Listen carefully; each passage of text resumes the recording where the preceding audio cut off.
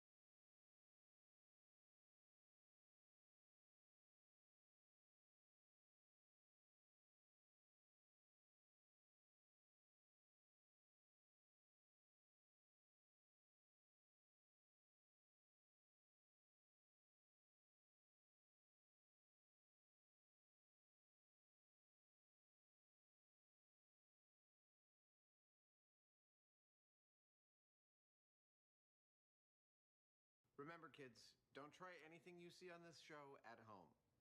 We're experts. And this was like this when we got here.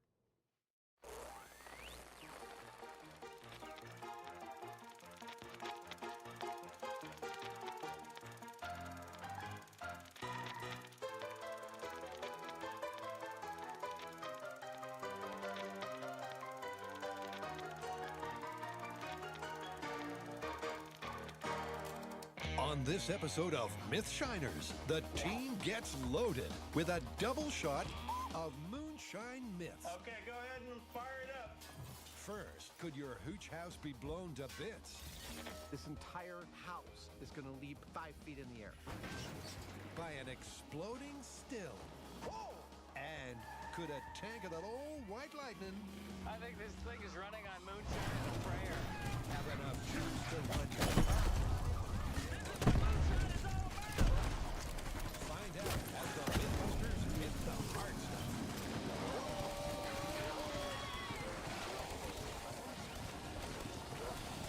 Who are the Mythbusters?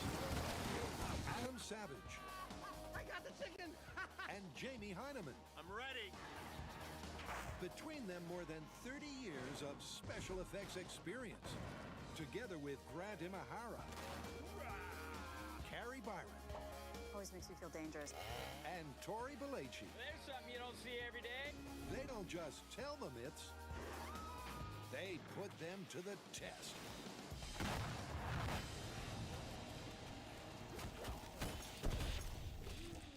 Deep in the Appalachian Mountains, the moonshiners battle the elements,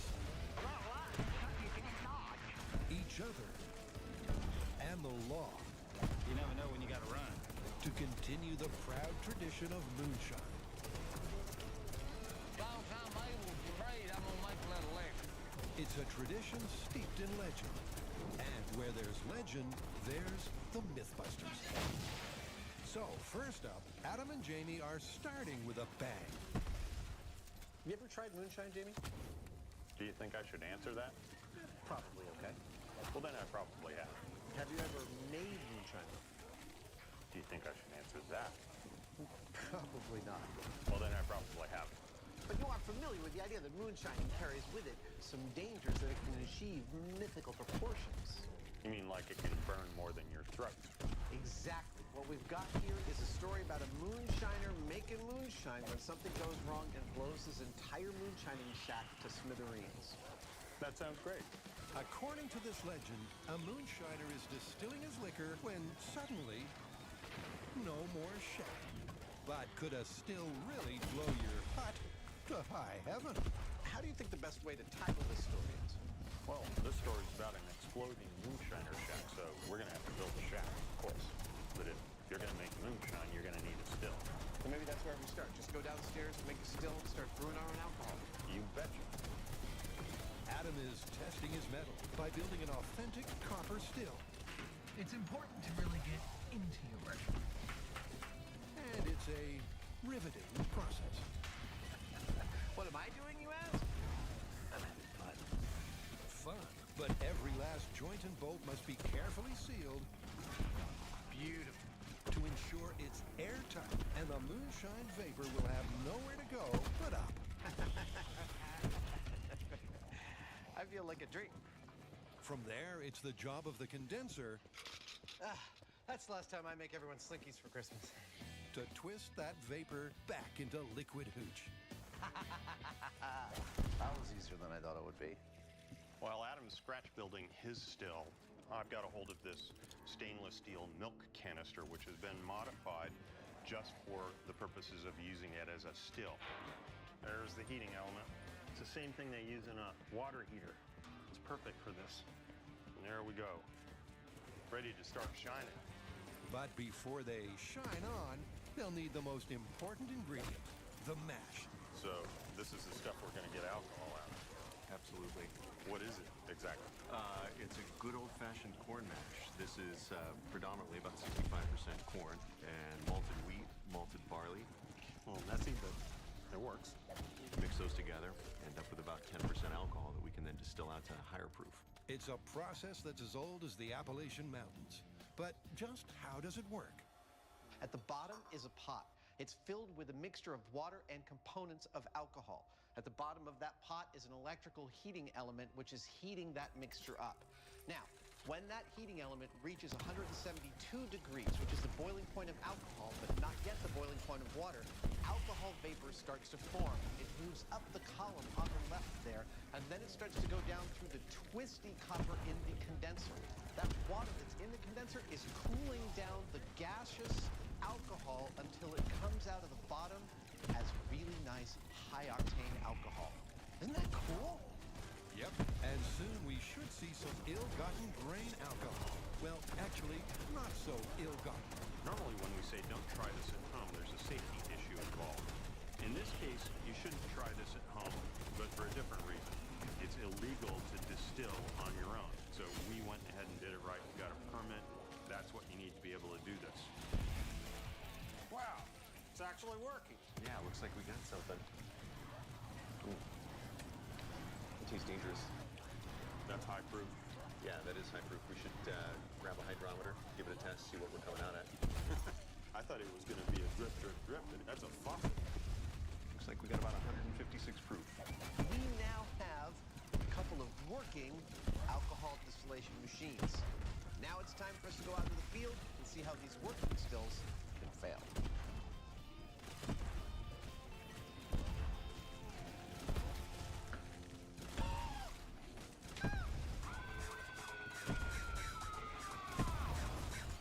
Next, Carrie, Tori, and Grant are fueling up for a moonshine run.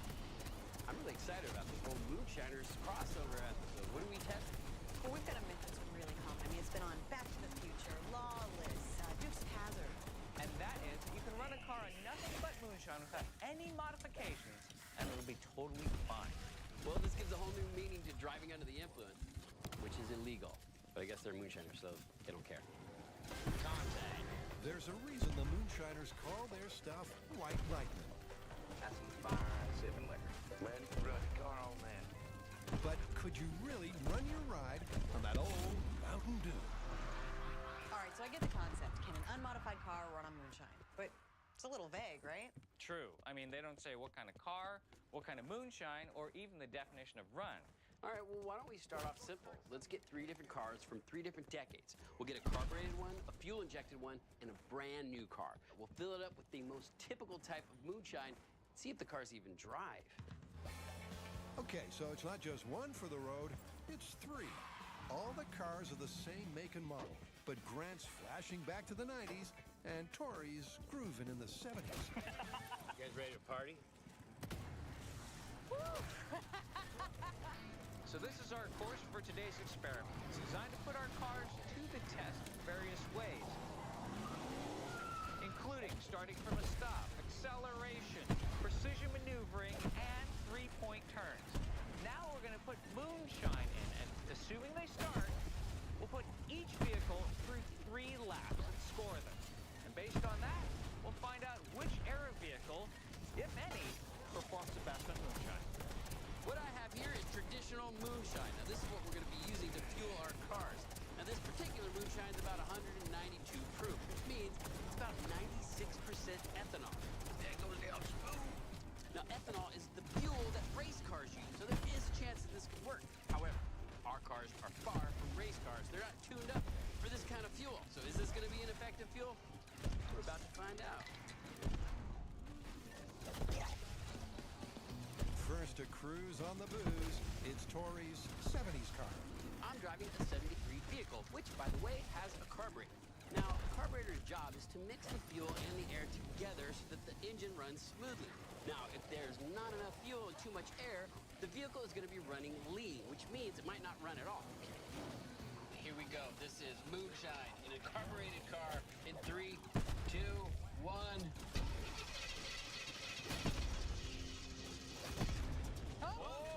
Oh my God. Oh my God, here we go. Yeah! All right. I think this thing is running on moonshine and a prayer. I think it's just running on a prayer at this moment. Is that stalled? I think it's stalled. It's stalled. Oh, started again. I'm not getting a So after less than one complete lap, Man! Moonshine in a carbureted car?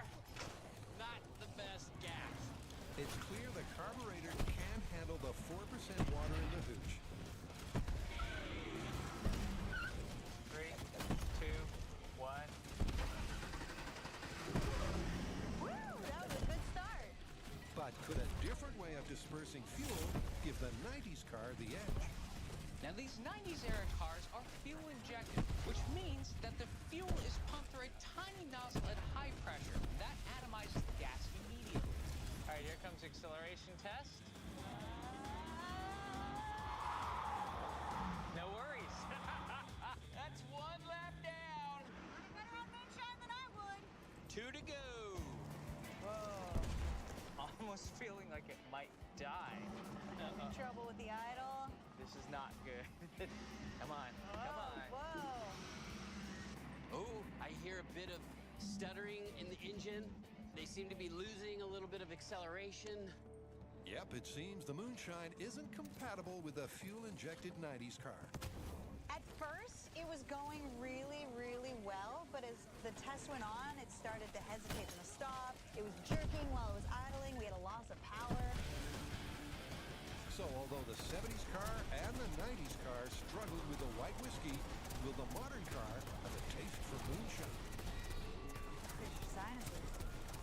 All right, so I'm driving the 2013 car.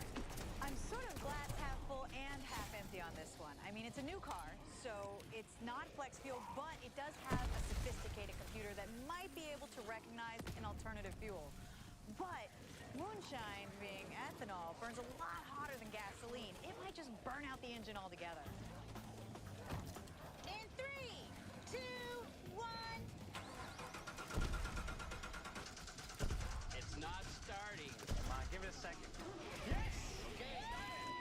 Here we go, jump in! Good luck! Although it was slow to start, the 2013 is off and most definitely running. It feels a little off, but not in a bad way. So far, I don't hear any clunking, like, you know, when you have the wrong kind of fuel in there. This car's taking it all in stride. I can't believe this is not actually bad. I'm shocked. So after completing 3 almost perfect laps, it's clear the unmodified modern car and its computer can handle the hard stuff. So this one's confirmed. You can run a car on moonshine. That is so bizarre. Later. You going down, sucker. But first, Are we inadvertently testing a watch pot never boils? You know, I was going to say the same thing.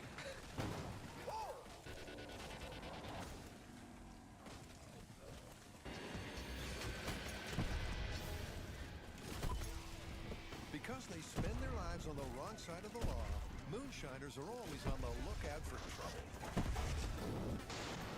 And when it comes to trouble, a boiler full of flammable vapor is top of the list. But could a still really explode and take a shack down with it? Feeling making some alcohol? And blowing some stuff up. Yeah, let's fire up the boiler. Well, first, they've got to build their still house. That's the floor. Let's screw it down. Yeah. It's a quick and dirty shack that's got 3 walls in no time. There it is! And a clear 4th wall to ensure they get their boo to the view. Everything's really clear. So now to bring in the still. If this is a story about an exploding still, what is it exactly that is supposed to make the still explode? Well, as the mash burns and alcohol is produced, particulate matter can actually build up inside this thing and cause a clog. Now, when that clog happens, all of a sudden you end up with alcohol with no outlet, and that makes it become a pressure vessel. And we all know what happens on Mythbusters when a pressure vessel fails. How am I going to induce that clog in the still? With this, a simple half-inch copper cap soldered to the only outlet for the alcohol. Perfect. Now, once we've eliminated its outlet and start to heat it up, it will find its own way out. The question we're going to answer with that experiment is, how bad will it be? So for their worst-case scenario still failure, they've deliberately blocked the outlet.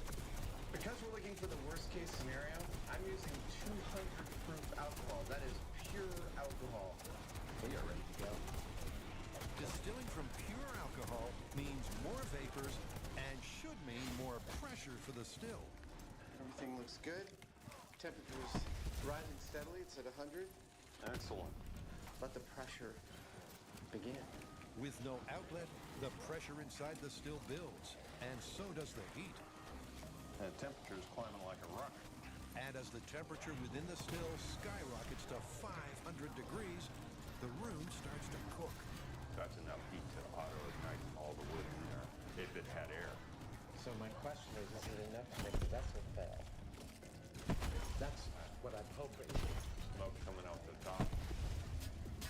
Oh, Smoke off the top. no signal. Oh, we just saw signal in camera. That means it got crazy, crazy, crazy hot in there. Yeah. After 30 minutes of their worst-case scenario still, no room boom. But there is fire in the hole. I see flame coming out all over the place now. I'm starting to suspect that somewhere in the piping leading out of my still, there's a failure. You might not get a failure of the actual vessel because it's just leaking consistently in that space and feeding this fire. Adam's right. Because ethanol burns with an invisible flame, it's hard to see. But the vapors are hitting the burner and fueling the fire. Should we think about putting it out?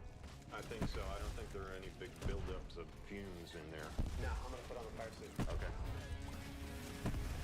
Adam is quick to hose down the wreckage. Might as well let it burn. There's nothing salvageable in there. The still is totally destroyed. Okay. But it's the lack of an explosion that really put the damper on this myth. Nothing that we predicted or expected to happen happened as we thought it might. Open flames started working beautifully. We were getting some nice high temperatures on my still, but instead of acting like a pressure vessel that fails catastrophically, once it got up to heat, it seemed to fail. It's the opposite of catastrophic. Laconically, lackadaisically. Don't get me wrong. If you came upon this, and this was your shack, and you came upon it the next morning, you'd be like, hey, my shack blew up. But I'm here to tell you, there's no explosion there. No explosion. No, so sad, but that was just one scenario, and there are others. It's true, there are. Shall we set one up? Let's do it.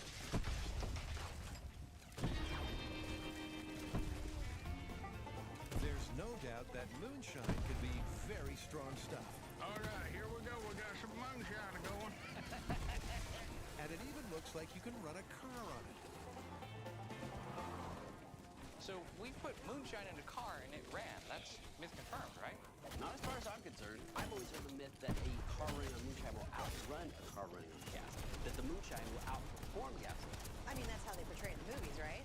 All right, why don't we continue our test with our best performing car? Let's also mess with formulations for moonshine, find the best proof to run in the car, put it head-to-head against a gas-fueled vehicle, and do sort of a comparison, a moonshine run. Moonshine showdown.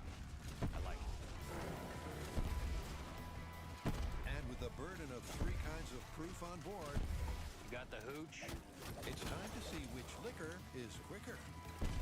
St. George Distillery has been kind enough to make us a full range of different proof moonshine for our experiment today. We have 150, 170, and 192, which we've been using in our previous experiment.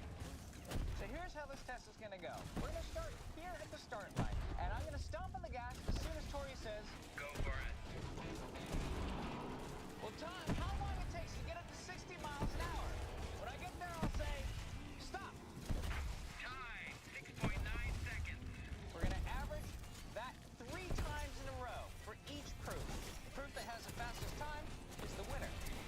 So first the car is drained of gas and then liquored up with the 151 proof. Come on, Bobby Joe. The cops are on the tail. We got to get out of here. 3, 2, 1, go! Go! We're having technical difficulties. Go! All right, here we go. It doesn't like it. It seems the 151 is literally a non-starter. We gotta get to the still before the police show up. And despite an attempted bump start, it's all systems no. I don't think this is how the moonshiners do it. All right, I think we should just call it. I don't have the energy to continue this test. There's no way we're ever getting up to 60 or even 5. Sorry, I couldn't push that fast.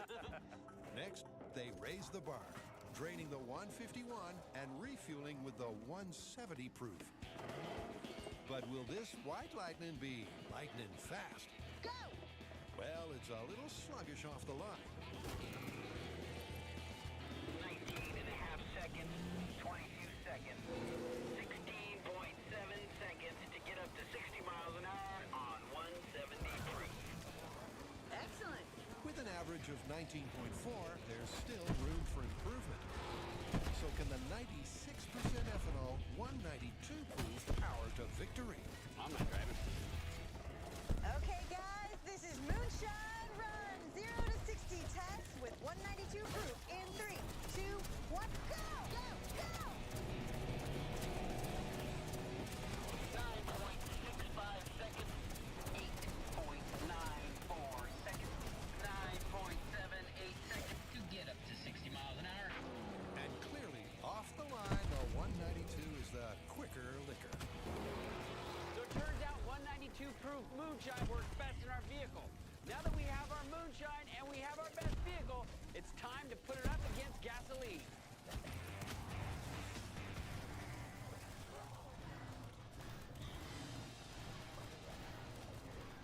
It's the Mythbusters Moonshine Happy Hour. And there's still more thrills and spills to come. That totally didn't work out like I was hoping. MyStill's failure mode was less catastrophic and more, shall we say, melty than I was hoping for. Yeah, you're still got a slow leak that was feeding the fire underneath. Mine didn't have that problem. It had an internal electric heating element. Right. So in theory, yours still could keep on leaking, and there's no ready ignition source to take care of that gas. Well, yeah, and then the fumes would just keep building up until you had the perfect explosive fuel-air mix. And then, if you get like a short circuit or a spark or a moonshiner lighting a cigarette, boom. It's an altogether different kind of failure. But historically, igniting rooms full of flammable gas am I missing an eyebrow? is a lot harder than you'd think. See, the problem is that the worst thing that can happen when you have a chamber full of flammable gas and air is nothing. It doesn't ignite. Nobody wants to go near that thing. It's a dangerous thing, so we must get ignition, and I'm going to troubleshoot our ignition source here in the shop before we head out to the field and put all our eggs in one basket, or shack. It's not pretty, but it'll work, I promise. So the setup is pretty straightforward. First, we need a shack for the experiment to happen in, and that's done. Then, we need some alcohol. Here's some I prepared earlier. No, seriously, this is my alcohol from the earlier distillation. Then, we need a way to turn that alcohol from a liquid into a gas, and that's with a hot plate and a pan. Then we need a way to ignite that, and that is with our handy 15,000 volt neon transformer. I'm going to put the two contacts in there. That'll create a nice spark. Hopefully, that'll give us the guaranteed pop we're looking for. Now we wait. Now we wait. With all eyes on the proof of concept shack, it's not long until the alcohol vapor starts to fog. I'm seeing vapor. Yeah, me too. So it's time to flick the ignition switch. Miniature shack. In 3, 2, 1. Nothing. Nothing. I can see the spark from here. Yeah. Nothing. The dreaded nothing has happened. Let's leave everything unplugged, wait 10 minutes, and then go and clear the area. Okay. 10 minutes later, and the ethanol vapor is clear. But shouldn't it have been easier to ignite? So it seems like the alcohol vapor is settling to the bottom and it's ending up being really striated. How are we going to guarantee ignition in this thing? Well, we've had a lot of luck before by igniting some sort of a larger thing like a paper towel or whatever. Getting a flame going on in there. So with the addition of a rag, second time's the charm. The vapor should ignite this time around. Yeah, I see mist coming down. It looks like it's building up in the bottom of the container. Oh, look at that. It totally is getting foggy down there. I think we should turn off the burner and set it off. All right. All right, here we go. Spark test. With a little bit of fire. 3, 2, 1. Oh! put the torch to the ethanol, exploding the shack just as they hoped it would. And it's clear those alcohol fumes sure are dangerous. Oh, we got a little bit of a fire going on. All right. Oh. Now I was going to try and hold it closed. Oh, I see what you're doing. Okay, now where's CO2? That's not CO2, I guess. But it did the trick. Certainly did. I'm going to go out on a limb and say I think that's an incredibly effective ignition method, and let's go with it. Works for me. But the question now is, will it be just as explosive, supersized? There's no doubt that if you brew it just right, Finally, good liquor, man. you can run your car on moonshine. Provided you have the right car This car's taking it all in stride. and the right moonshine. But could white whiskey ever outgun gas? Ready for some new awesome memories at this track? I'm ready to do some racing. So for our Moonshine Fuel Face-Off, we've come out to the Petaluma Speedway. We're going to test both speed and performance. We have a course set up. We have two identical cars. They're both brand new 2013 cars. The only difference is one is filled with moonshine, one is filled with gasoline. We're going to have Tori run the course 3 times in the gasoline vehicle, 3 times in the moonshine vehicle, and whichever fuel has the fastest time wins. And personally, I think moonshine has got a chance. Well, that's to come. First, Tori setting the pace with regular old gasoline. In 3, 2, 1, begin. And he's off to a wheel-spinning start. Tori's top speed attempt has him drifting on the dirt. Yeah, well done. Sharp turn, getting sideways to the inside. Tori's got his foot to the floor, but with this kind of track, that means he's not getting much traction. The gasoline car was performing so well that as soon as you hit the accelerator, the wheels are spinning. That was a nice recovery on that fishtail. So I was constantly having to readjust the steering to stay on track so I didn't spin out, and then I kept my speed up so that I get the best time. Woo! Come on in. The gasoline car takes the checkered flag at 2 minutes and 26 seconds. All right, let's move on to the moonshine car and see how that one performs. Now, gas versus moonshine, I don't think moonshine's going to handle this track very well. Going from slow to fast quickly is not one of its strong points as I've seen so far. I think gas is definitely going to rule it here. Okay, here goes moonshine run. In 3, 2, 1, go! It's all down to Tori, but can the rocket fuel outperform the gas? Woo! Look at that fishtail. Nice. To confirm this myth, the moonshine car has to complete 3 laps in less than 2 minutes, 26 seconds. Now, we saw a little hesitation on the 0 to 60 test, but out here on the track, oh my God! I'm not feeling any hesitation whatsoever. I feel like there's too much power! Yep, it seems as though the slower acceleration of the moonshine has the wheels taking the dirt track in their stride and gaining on the gasoline. God, I wonder if it's handling any different from the inside. From here, it looks fine. Moonshine is giving me a lot more get up and go. We might be onto something here, man. Maybe this is true. This could be a tie. This could be it. We're gonna beat that time. Here we go. Woo! All right, what's that on the clock? Oh my God, that's amazing. What was our time? You beat it by 2 seconds. Wait, we actually beat our time? Yeah, you did. Dude, that's amazing. That's insane. Amazingly, the moonshine outgunned the gas, but that's still not a definitive result for Karen. Moonshine has done amazingly well, far beyond what I expected for both the speed and for performance. But what I'd really like to see, what I really think is going to give Moonshine a test, is longevity. I want to see a long moonshine run. I mean, moonshiners are doing something illegal. They're not just going to pull over when the cops ask them. They're going to keep going. They need to outrun them. This is a run and gun situation. I want to see if Moonshine can stand up to a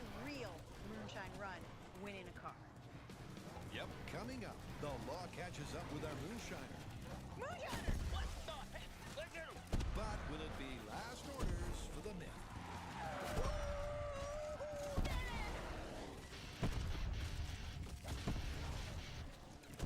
Do not try what you are about to see at home. We're what you would call experts.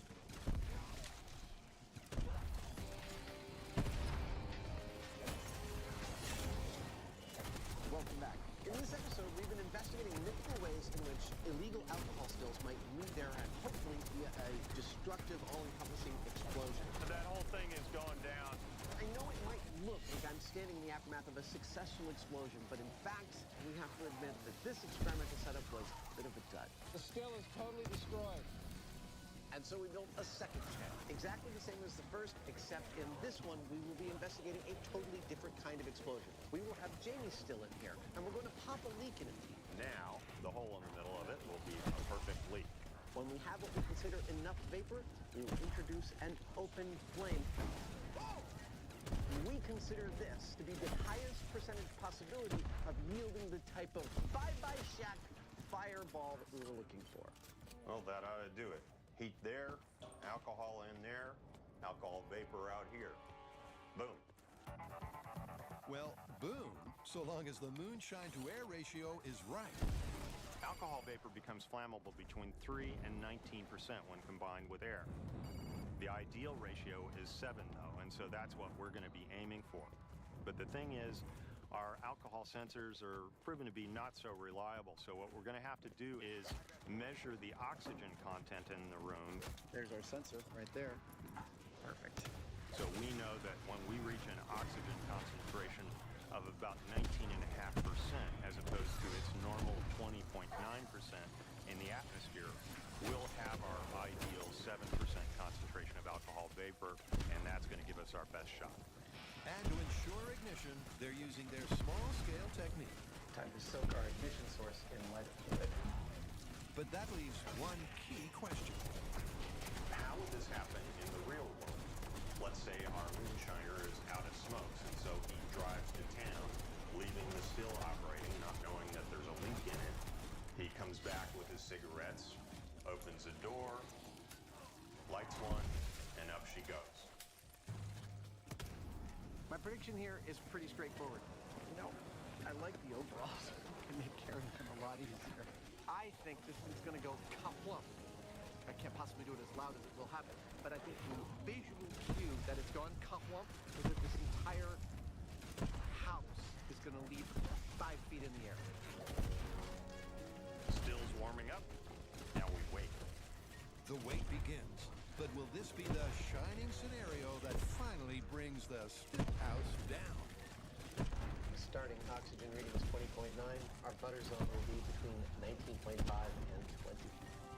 That's the explosive ratio. And inside the shack, the oxygen level is slowly inching towards it. It's down to 20.3. We can't see the vapor, but it apparently is displacing oxygen. 20.2. The guys prepare to bide their time as the ethanol fumes fill their hut.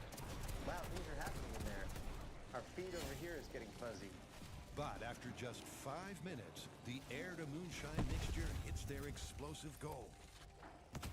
It's 19.5. All right, that's the ideal ratio, shall we? Yeah, let's see what happens. Okay, here we go. Moonshining still explosion. Wow. Ignition. In 3, 2, 1. Whoa! That was an explosion. That was beautiful. Yep, the still huffed and puffed and blew the house down. That worked perfect. That worked absolutely perfectly. Let's go check out the damage. Okay. It looks like the still's holding the building up. I wouldn't have expected that.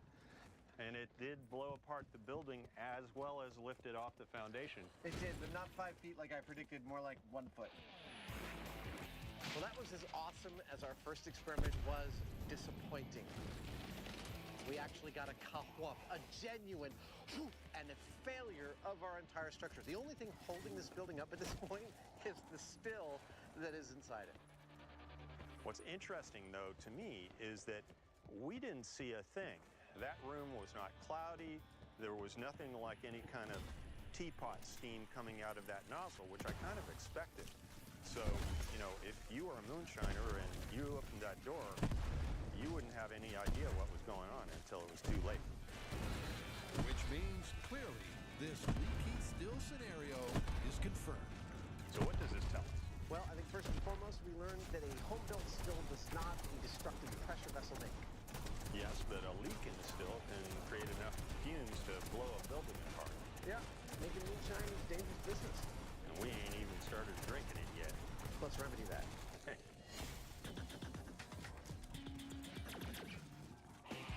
Coming up, Calling all cars, calling all cars. We are in hot pursuit. can bootlegging Imahara and his firewater fuel outrun the long arm of the law? Come on, moonshine. You can do it.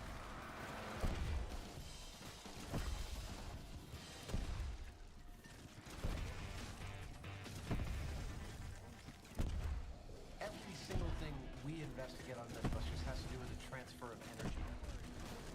From one state to another, from one form to another, from one place to another, often rapidly and hopefully with disastrous results. So just check this out and watch how the rapid combustion of all the alcohol fumes in the shack causes it to expand. The inrush of oxygen causes fire to just appear almost everywhere. The corona of flame around the perimeter as the atmosphere is combining with the oxygen and the gas fumes in order to set everything on fire, as well as the total destruction of the shed. This is the best part of the film.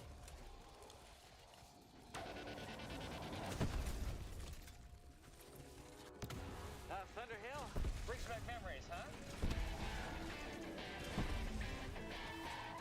You're going down, sucker.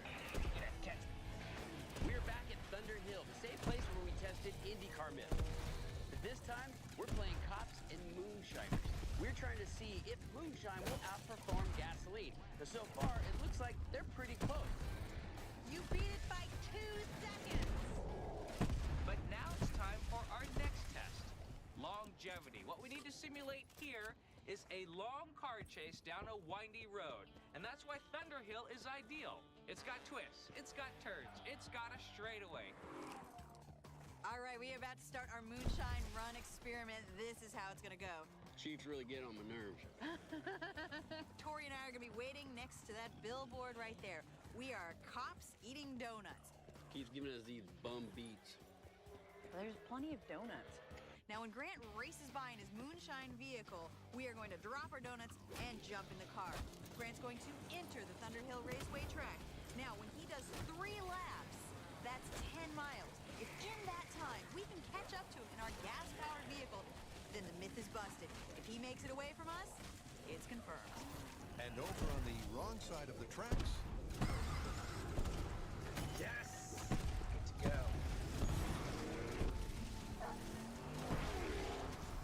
Moonshiner! What the heck? Let go. as Grant powers past the police, the chase is on. Here we go.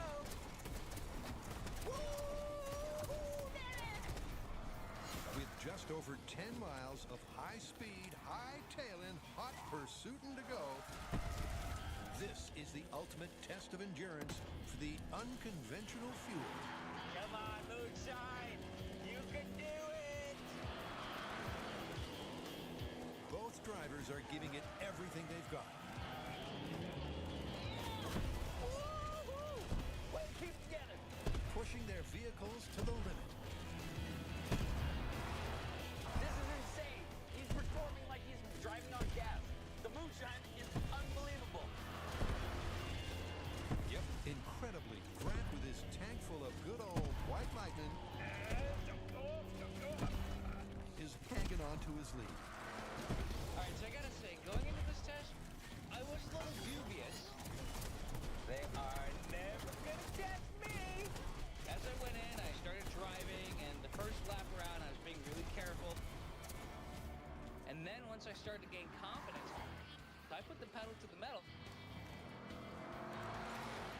The moonshine performed just as well as gasoline, if not better.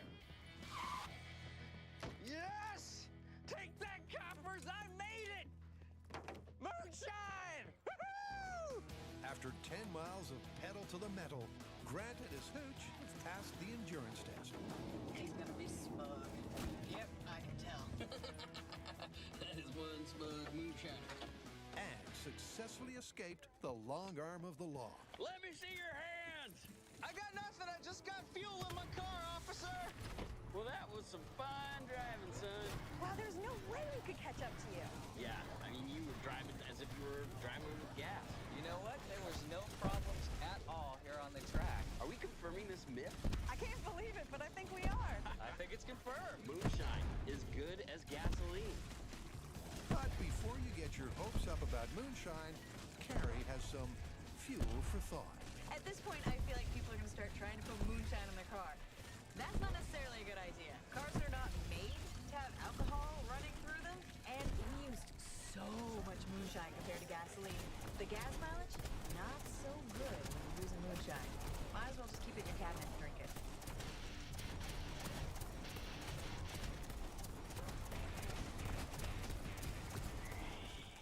What are we doing back in the blueprint room? I thought we wrapped. Indeed we did, but we just got hot off the presses some news that may change the origins of the story of the exploding still.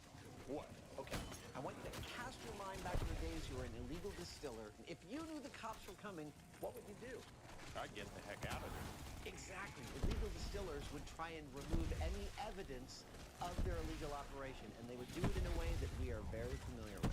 With explosives. Exactly. So, for a new finale for this myth, we are going to use the oldie method of destroying the evidence. We're going to blow it all up.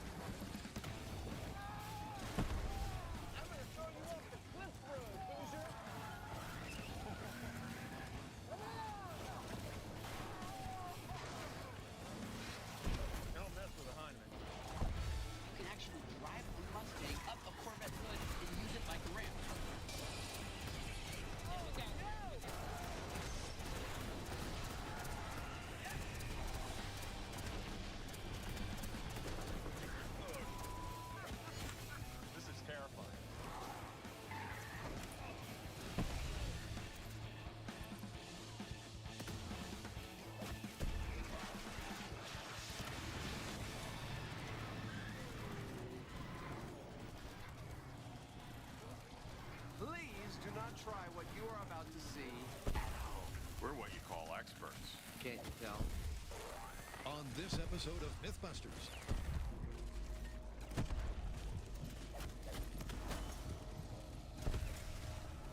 This is just wrong. This is terrifying. Come on, baby. The team feels the fear and doubles the danger for two crazy commercial myths. I'm gonna need some psychotherapy after this. First, Adam and Jamie are at the end of their tethers, Are you kidding? This is a hobby? Holy. testing if you could bob for an apple He did it! in the midst of a 100-foot bungee jump. What did I get myself into? Then Carrie, Tori, and Grant get some serious air, taking on an ad that serves up sky-high sport. But can you play tennis This is scary. I'm not gonna lie. on the wing of a plane in flight? Who are the Mythbusters? Adam Savage. I got the chicken. And Jamie Heineman. I'm ready. Between them, more than 30 years of special effects experience, together with Brad Imahara, Start the car. Carrie Byron, and Tori Belleci. Let's chop this car up. They don't just tell the myths, they put them to the test.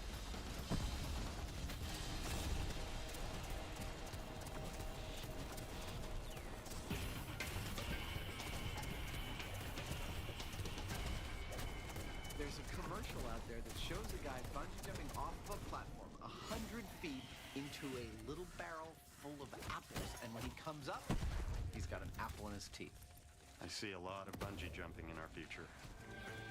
Yep, because when the crazy commercial in question aired, it took the harmless age-old act of apple bobbing and added a frightening 100-foot fall.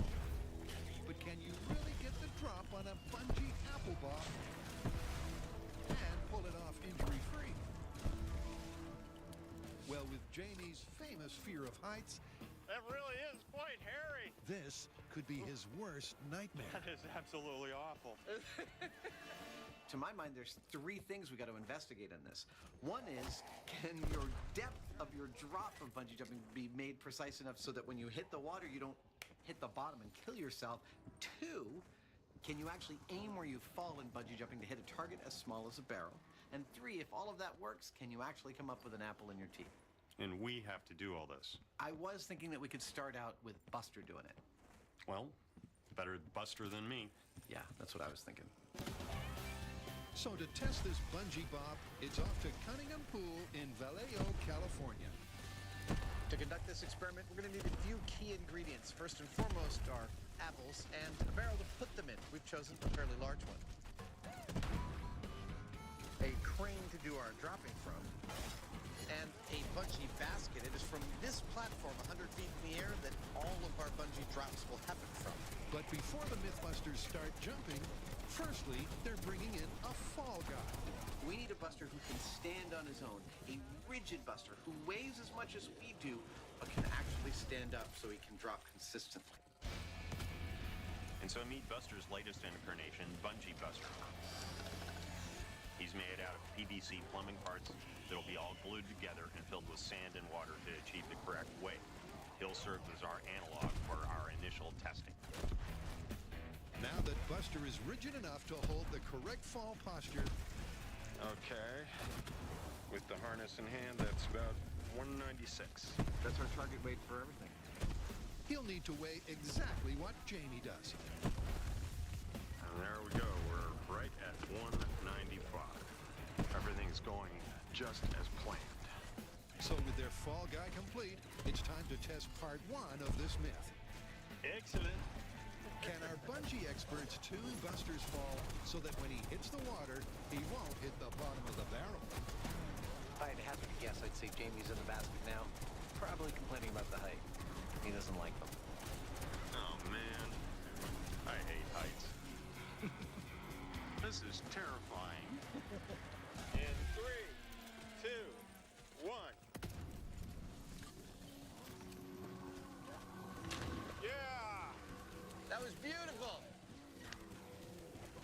touch. With a maximum depth of just 18 inches, that was a perfect drop for a bug. The question is it always that easy? In 3, 2, 1. Come on, baby. Oh, that was perfect. Yeah. Fantastic. 2 in a row, absolutely the same. We've got our mark. Buster did really, really well, and our bungee experts really can dial him in so that he drops the same spot every single time. I really think it's time for us to jump, and by us I mean you first. Don't get me wrong, when I do it, I'm gonna hate it just as much. So now that Buster has proven that the depth is repeatable and safe, it's time to try it with a much more human analog. You there? You ever have people barf when they're at the very end because of all the food in their stomach just wants to come straight back out? Just about everything. Well, I guess this is the whole rig. I'm all trussed up like a pig and ready to go to slaughter. Or something like that. This is one ride the Beret can't come on, and Jamie has the long trip to 100 feet to contemplate what he's about to do. How you feeling? As good as I'll ever feel. All we can ask, right? Yeah, this is just one thing to do. Really? Now you want to kind of stiffen that chest out a little bit. There you go. Hands behind you, and I got you. Okay. When you're ready, there you go. Just put your hands on your butt. This is just wrong. Okay, I'm gonna have you lean out just a little bit, and then we'll go into the countdown. Are you ready? Yeah. Okay, I'm gonna have you lean out. Right, I got you. Here we go. 5, 4, 3, 2, 1.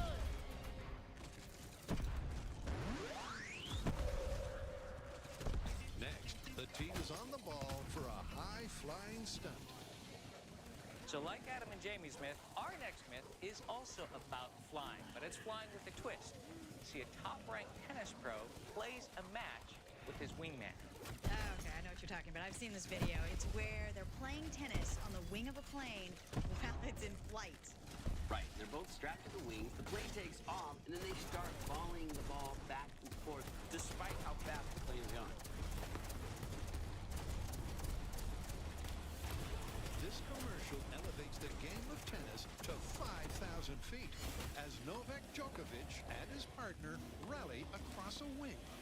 But is this just an advertising flight of fancy, or could you really play a high-altitude Grand Slam?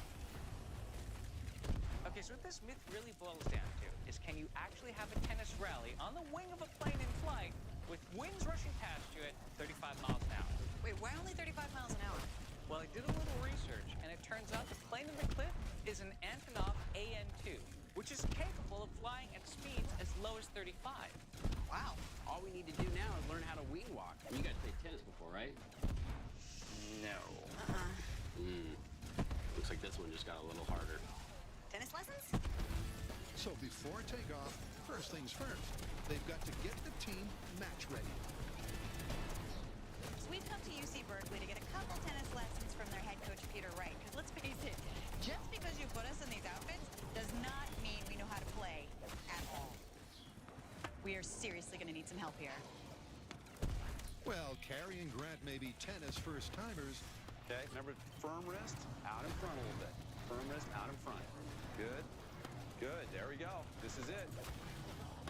Yeah. And Tori hasn't played since high school. Tori's a natural. Look at this guy. Good, out there in front, nice and firm in the wrist. Beautiful. But with a little expert guidance from their coach, Hey, we're not sucking as bad as I thought we were going to. Okay. they soon get into the swing. This is no problem. Who's that Djokovic guy? We're able to volley consistently, but unfortunately, that's not the whole story, because this tennis match happens on the wing of a plane in flight. It's a calm, clear day, and we're volleying fine, but that is more like volleying in a storm. Instant storm. All right, so this is how it's going to work. We have our fans over here that are going to simulate our headwind. We're going to start at 15 miles an hour and then amp it up. You guys ready? Good. At 15 miles per hour, it's clear that the wind is affecting the trajectory of the ball.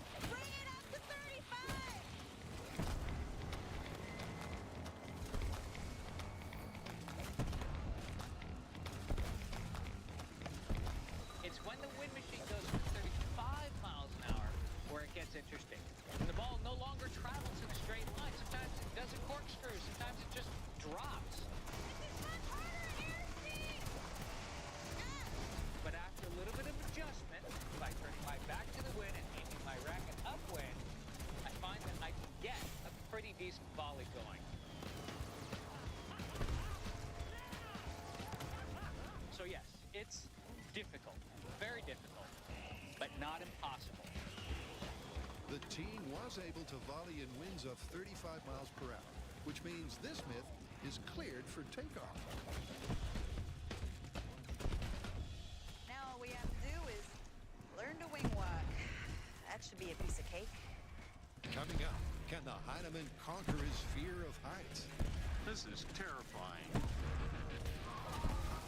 And later, it's anyone for tennis? Let's do this.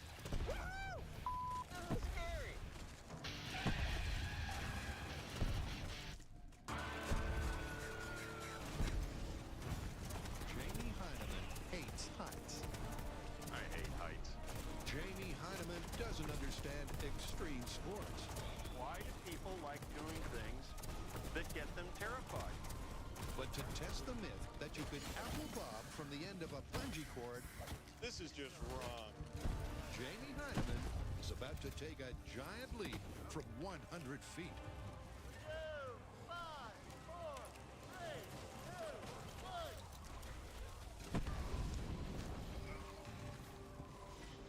Nice! Excellent form, Jamie! That's just one of the most things that I've ever done. You're upside down, you're accelerating like, and it's just, did you hear the, like,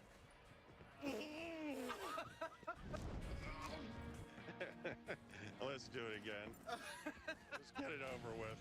Calibrating the bungee for Jamie unfortunately involves a bit of trial and error. Here we go again. And after that error, he's got to repeat the trial to dial in his depth. I'm gonna need some psychotherapy after this. 5, 4, 3, 2, 1.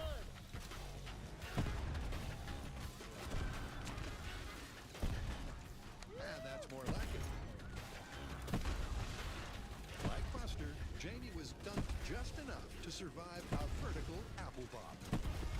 Is that a refreshing splash there, Jamie? I was a little bit more conscious of what was actually happening. I saw the water coming up. Didn't hurt to hit it, though.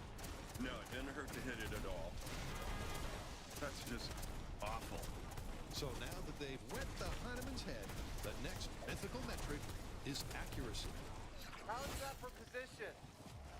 Good. Perfect. That's good? Okay. This time around, it's going to be target practice. Here we go. 5, 4, 3, 2, 1.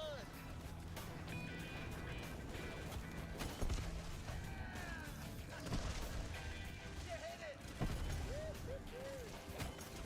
Despite the fact Jamie had very little control over his fall, he still dunked his dome inside the stand-in barrel. I saw the ring coming up. I think I hit it pretty well right in the middle, and I guess I'm doing what I'm supposed to be doing. And because Adam was the apple bobbing champion of his school, Yeah, they should stay on. The next step is Adam making the jump. Holy. Here we go. Okay, wait. All right, lean me forward. You got me? Okay. 5, 4, 3, 2, 1.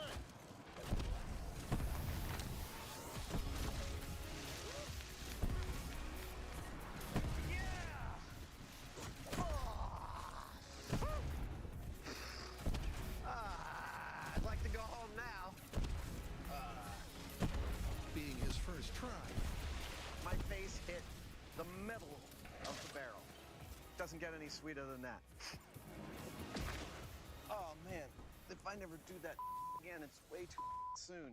Yeah, you're just gonna have to bleep it because it's real. Well, now that they've got the depth and accuracy sorted, how do they like them apples?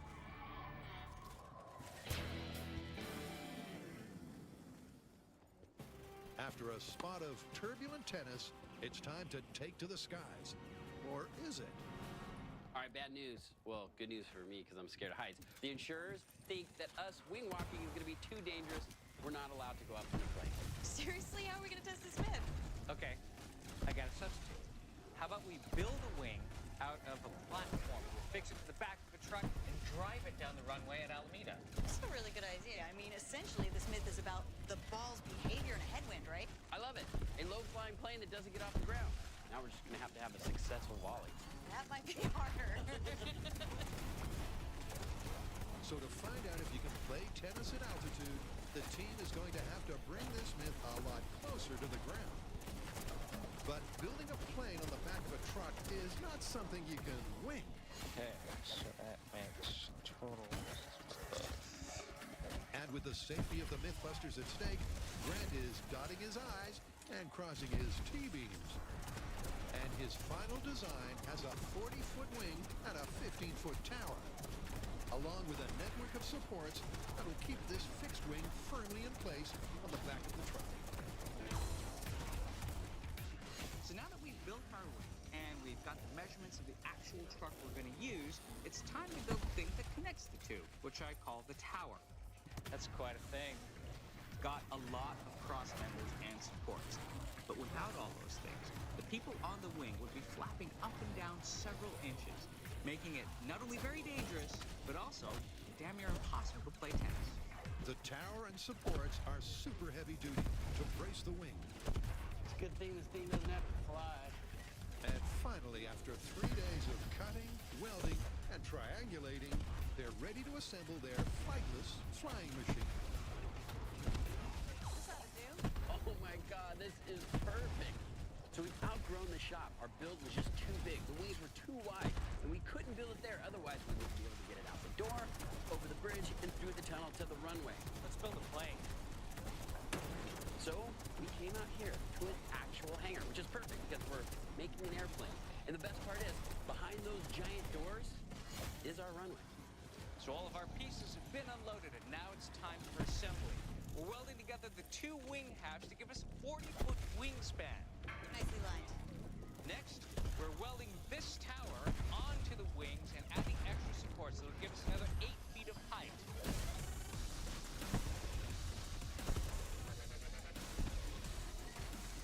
And after we're done with that, we flip it all over and put it on top of this big-ass truck. This doesn't look dangerous at all. At 15 feet off the ground, the guys may not technically be flying, but they may as well be. Oh, this just doesn't seem like a good idea anymore. This is terrifying. This is so high off the ground.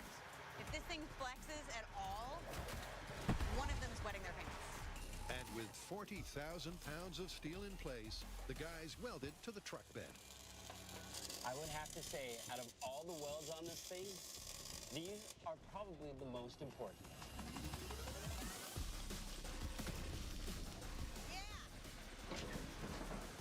There you go, like a glove. Perfect. Just like we planned it. All right, so our makeshift airplane is finally complete. We've got a 40-foot wingspan that is supported by about 4,000 pounds of steel and cabling. It should be very sturdy. We have our safety rigs in place so the boys will be safe. We have an anemometer strapped up there so that we can get precision wind speeds. It's completely supported by a turbo diesel tow truck. Now all we got to do is try it out on the runway.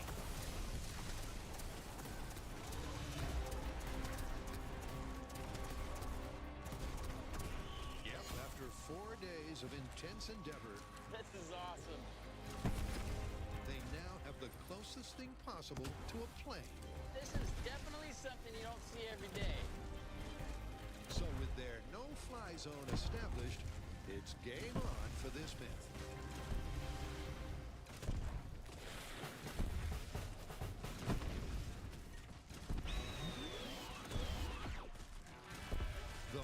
Mythbusters are at the end of their rope, testing if you can bob for an apple on a bungee cord.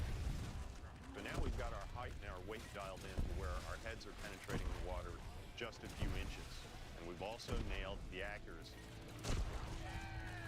So now it's time to bring in the hard part, which is biting onto one of these, or more accurately, one of these, because this might break your teeth or your nose. We don't know yet. So these foam ones, we'll see how we do with those first. So what do you think? You ready to go for an apple? I'll be quite honest with you. I don't need to stand on ceremony to tell you that is pretty much the most unpleasant thing I have ever done. You want to take this one home? I thought I was off the hook, but hey, you know, if you really don't want to do it, I'm getting used to it. I'll deal with it. Thank you, sir. Jamie's taking this one for the team. Target's in place. Our Heineman's getting himself rigged up, and all we need to do is fill our barrel with some apples. But wrapping his jaws around an apple in the blink of an eye isn't going to be easy. How you feeling? Horrible. 3, 2, 1.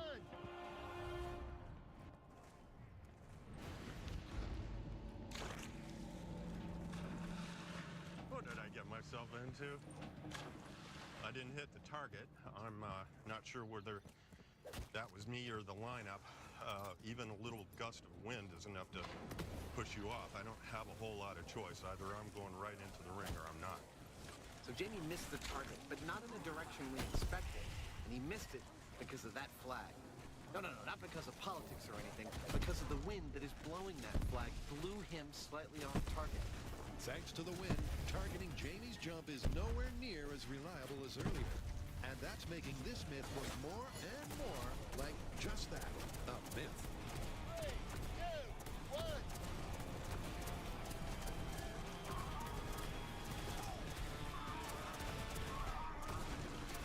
Where's the apple?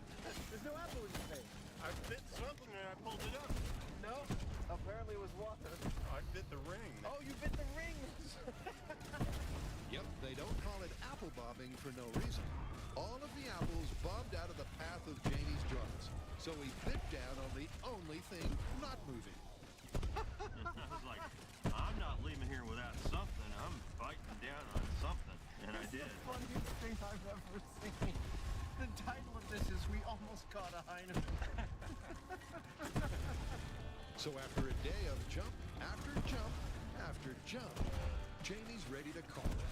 Every time I tried, it was like the stress equivalent of having an automobile crash. And I was desperate to get that apple, but no matter how hard I tried, I couldn't do it. I'm going to call it busted. Busted. But it's not the end of the line for this myth yet.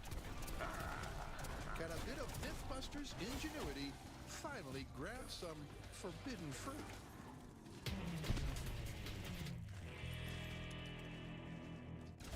At the Alameda runway, the Mythbusters are finally cleared to fly. So it's game faces on as our two best tennis players serve up some science.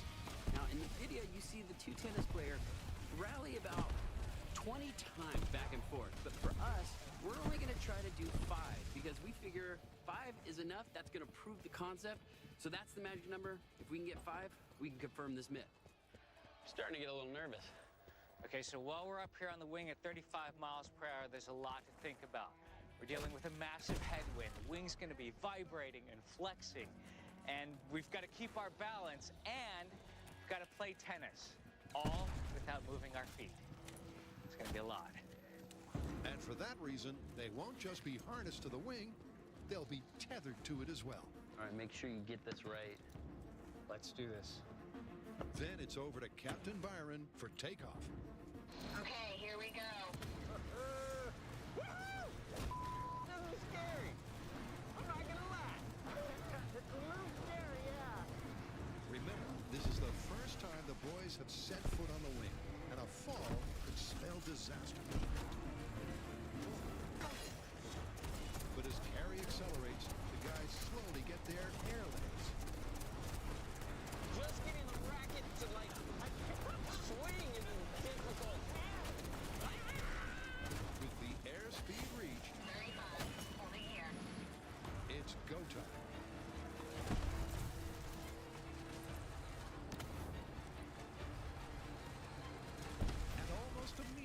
it's clear that rallying up here is a whole different ballgame. The wind, coupled with the bounce and the danger, is making this a lot harder than their earlier fan test. I don't know if we returned one ball to each other. I think we did one. Okay, we need to get at least 5 in order for this to be confirmed. All right, well, seeing as this is the first time we've ever tried this, I think 1 out of 1,000 is okay. We're gonna do better this time. Ready? Ready! The second time around, it's silence on the court as Tori and Grant concentrate hard on hitting the ball.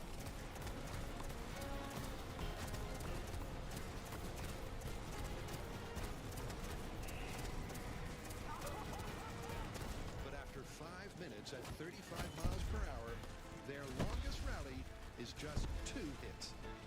I felt like we were getting close there. We're still pretty off from making this confirmed or busted. Hi! How was it? Yeah, you know what? I give up. I mean, the guys in this video were world-class tennis experts. I've had 1 lesson. That was really hard. The ball does such crazy things. It's hard to swing your racket, but I think it is possible.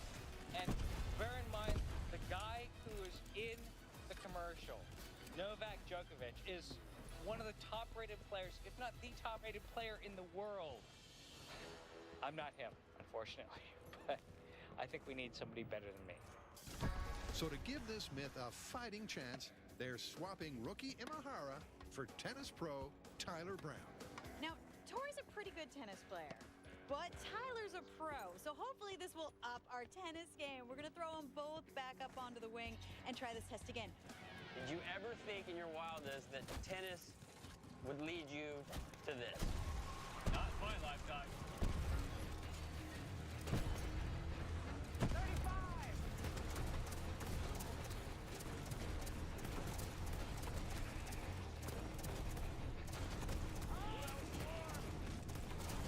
From the start, Tyler and Tori are consistently returning the ball.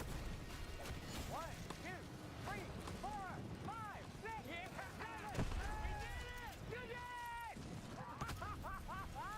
And after just 4 minutes at wind speeds of over 40 miles an hour, Tori and pro Tyler are confirming this myth all over the place.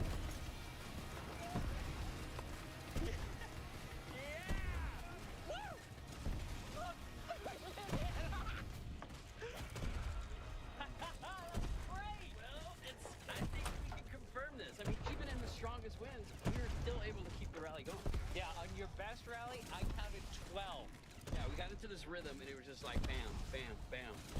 I think it's confirmed. I think it's confirmed. Well, there's one more thing I want to do. Now that you've proved you can do it at this distance, I think we need to extend you out further onto the wing and look a little more like the video. That sounds terrifying, but I think we should go for it. Yeah! After the break, I think they have a lot simpler rigs for taking the top of your head off in surgery. Come on, Jimmy. Do not try what you are about to see at home. We're what you call experts. And we have advisors to keep us safe. this crazy commercial caper is busted. But now, what the Mythbusters want to know is, could you bungee bob with an Apple apparatus? So we've got a built-in machine that can be strapped to the head that can catch an apple. What about using something like a face shield or a welding helmet? You know, those things have that ratchet that really grab onto your head nice and snug. That's perfect. There we go. So my first thought is something like a bear trap, something like a pair of jaws with a spring load and a catch. Touch an apple and it grabs onto it. I want to have it actually work off of my own mouth. We want this to be able to open quite a bit further than I can open my mouth. Right, so we'll need to have a little bit of a mechanical advantage. Yes. If you're going to have it work off of your jaw, we're going to have to move a point here down. The plan is to create a mechanical jaw that Jamie operates by opening his own mouth. There you go. Okay, that movement looks good. That looks really good, and that looks like that's our nodal point right there. Okay. Tell you what, do you want to start working on the chin strap, and I'll start working on a set of teeth? Okay. So the guys divide to conquer. Jamie takes on the chin, while Adam gives their jaw teeth. Yes. That looks like I had to grab an apple. Let's go see Jamie. And now to put it all together for the ultimate RoboGolf. This is insane. It's totally insane. Here, let me see. Go ahead, put it on.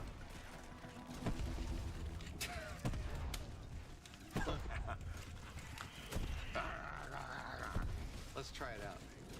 Their device has got a bigger mouth than Jamie and even Adam. But will it work upside down and underwater? That's not bad. Cool. Well, let's build a tub and put some apples in it. Go ahead. To test it, the guys have rigged up a down-home apple bobbing bungee. Okay, man. 3, 2, 1, go. Go. Go. Go. Go. 2, 1, go. Hey! He did it! Okay, now let me down. Beautiful. Let him down. That is possible. That's their first successful bob so far. And it's clear that their device has the kind of jaws that this stunt needs.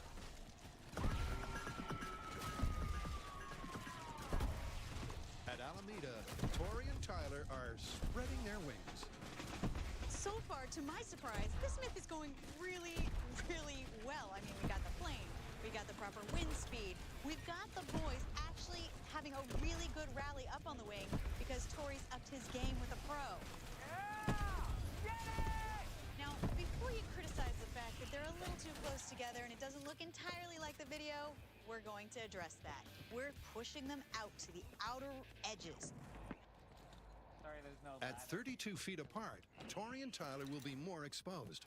It's a little bouncier this time, that's for sure.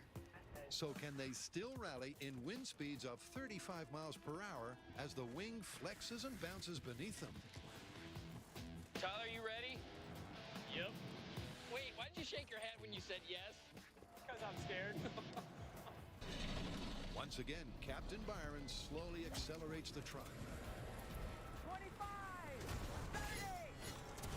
35! But way out on the wing, for Tori and Tyler, every crack in the tarmac is magnified.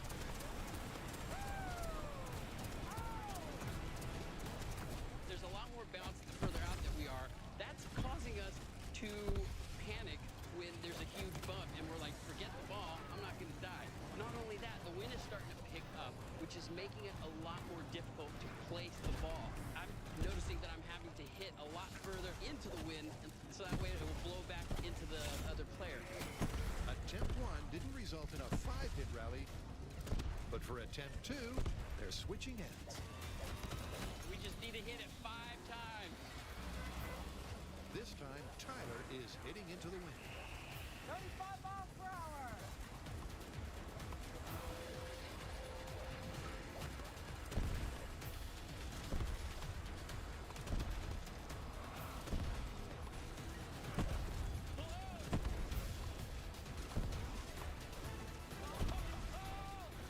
We were close. We were like 4. We just need to get 1 more.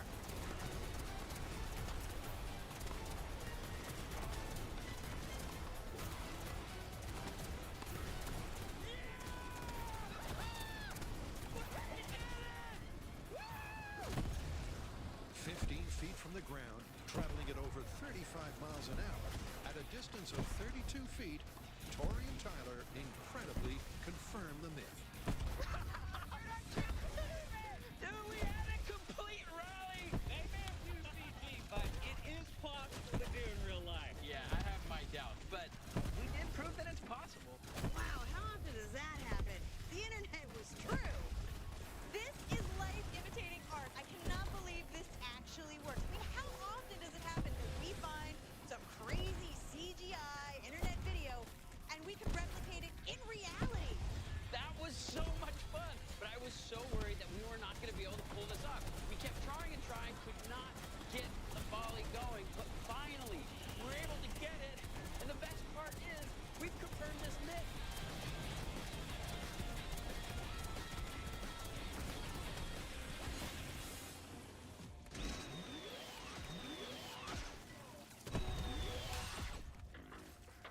before the Mythbusters perfected their RoboGob, Adam first took a turn at the vertical apple bob, unaided. All right, stop. I kept on bouncing an apple off my lips as wide as I could open. I'm not getting any purchase on them. They're just going to move away unless you had a really big mouth. I just want to point out that I was the apple bobbing champion of my 4th, 5th, and 6th grade class, but only because I was always willing to go to the bottom of the barrel to get purchase on it and pull it out triumphantly. But grabbing it off the top, the surface of the water, it's just not going to happen.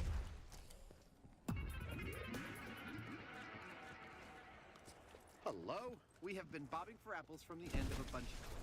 And so far, we've determined that bungee jumping is a process that can be made precise enough to hit both a perfect and safe depth and a perfect XY coordinate like a barrel. But we have been unsuccessful in catching an apple with our teeth from said barrel. So, Jamie and I have built a mechanical mouth, which we have bolted to Jamie's head, and any minute now, he is going to make the final leap and attempt to catch an apple in his quote-unquote teeth. Yep, the unassisted apple bob is busted. But can the Heinemann, now half man, half machine, snatch the apple from the jaws of defeat? I gotta say, I'm not looking forward to this. Even after doing that jump a half dozen times, I'm like dreading it. I mean, it's over in just a fraction of a second, but it's just awful. I think they have a lot simpler rigs for taking the top of your head off in surgery. On top of that, I have to wear this thing, which is not unlike some sort of torture device. And then if I don't get it the first time, I'm gonna have to just keep doing it until I get it. Yep, there's only one way to test their apple bobbing jaws. And unfortunately for Jamie, that way is down. Man, this is awful. All right, Jamie, whenever you're ready, let's make apple bobbing history. Okay, you got me? I got you. Leaning out. Okay. Here we go. 3, 2, 1. A new day means the cord has to warm up. And that, along with the wind, is not good news for the Heinemann. So I wasn't in line and I didn't quite reach, right? Yep, and if you cycle quickly, you should reach, and they're going to move the target slightly to where you were actually landing because the wind's picked up. I want to go home. Jimmy's first attempt at bobbing for apples with the mechanical mouth didn't work. It wasn't a failure. The bungee cords didn't go long enough. Cycling quickly should take care of that, and the target was a little off because the wind has picked up. So we're going to move it about 18 inches that way, and hopefully this is the last dive Yesca ever do. Ever. Well, I think we can safely say that Jamie hopes that too. Yeah, I tell you what, I've got to get it on this one, or that's it. I've had enough. It's all too weird. The tension is building. It's starting to get to me. Jamie's fear of heights is trumping the desire to replicate the circumstances. So this will be his final bite of the apple. All right, Jamie, whenever you're ready. The wind has gusted. You got a strong east wind right now at the flag. What do you think? I think we can get this done. Okay. I'm going to have you lean out and really go for it. Okay. Okay, here we go. 5, 4, 3, 2, 1.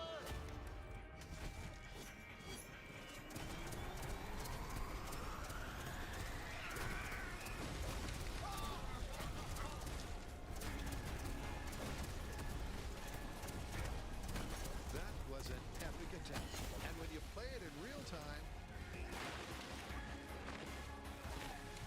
Jamie had hardly a second to operate the jaws. Well, got something. Jamie's got a taste for that ring, and he's never letting go. How you feeling, Captain? In theory, this thing could grab an apple, but how many times am I going to have to do it to get it right? And I'm up there, and it's just all too weird. You know what it is? I mean, look at me. I know. And I'm as if it's upside not down. bad enough you've I'm got this just strapped to your head. Oh, what's happening? You let me out of here. That's it. We'll call him. Bob Rebels is busted. Bobbing with what would it take rig on your head. Maybe, maybe not. Who cares? I'm going home. We're done. In a final analysis, Jamie performed like a champion. He made the dive. He made many, many, many dives. He hit the target perfectly, except the wind had twisted him around, and instead of an apple, he got a ring. But we are calling it there. We have found the Heineman's limit. We've found the Savage's limit. It would have been your limit, too. This myth is totally busted. You cannot bob for apples on the end of a bungee cord. Well, that's it. You got anything clever to say for the walk off into the sunset? Nice. Goodbye.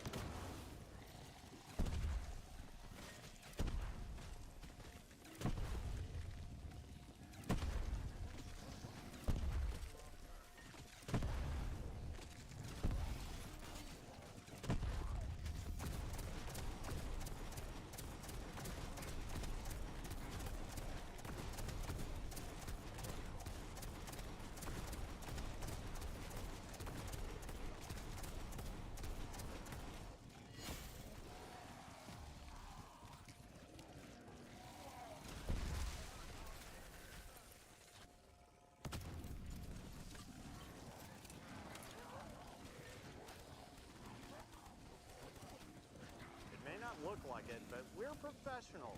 Do us a favor. Don't try this at home. Whoa!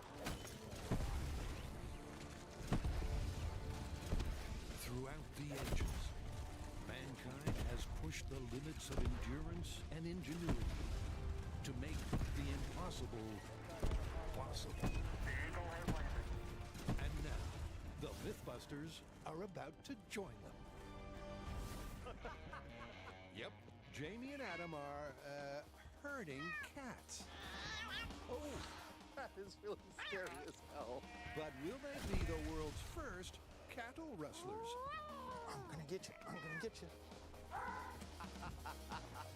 Meanwhile, Carrie, Tori, and Grant cut to the chase Got her leg.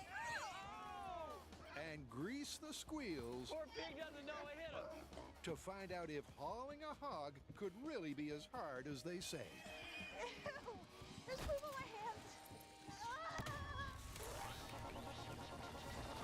Who are the Mythbusters? Adam Savage. I got the chicken. And Jamie Heineman. What could go wrong? Between them, more than 30 years of special effects experience. Together with Tori Belleci, Brent Imahara, and Carrie Byron. They don't just tell the myths, they put them to the test.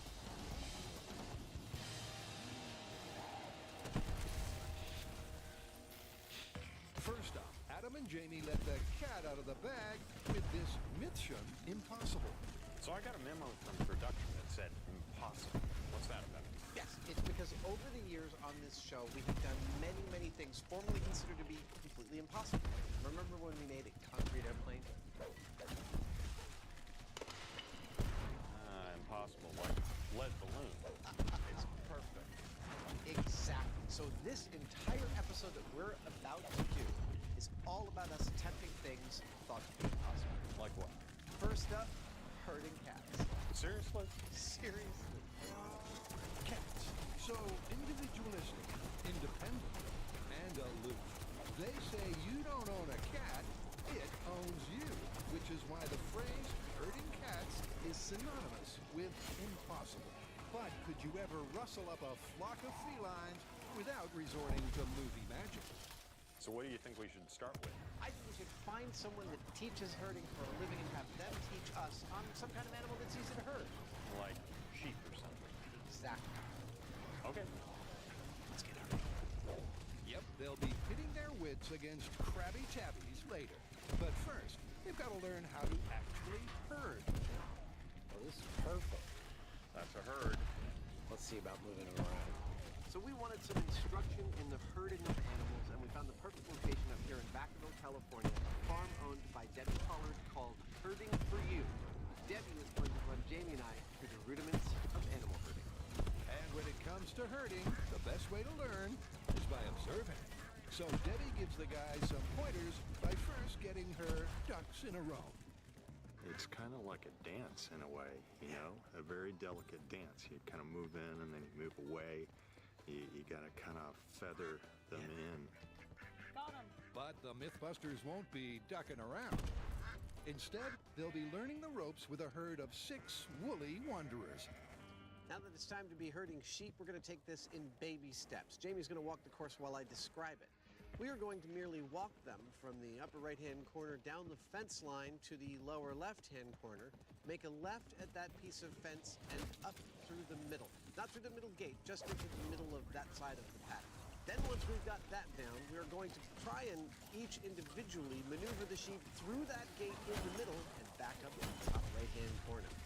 Country boy Jamie is the first to tend to the flock. There you go, guys. There you go. And his firm but gentle technique is a real crowd pleaser. I think what they're saying is, don't trust the white guy, the big mustache. Although one sheep puts up a little resistance, Jamie guides him back to the herd. I'm on to you. And you can bet the farm he soon got them home safe. Nicely done, sir. I did it. That was beautiful. There's a little bit of a delicate dance that we have to do to get them through the gate, but I did it. It worked. So now it's the savage's turn to shout.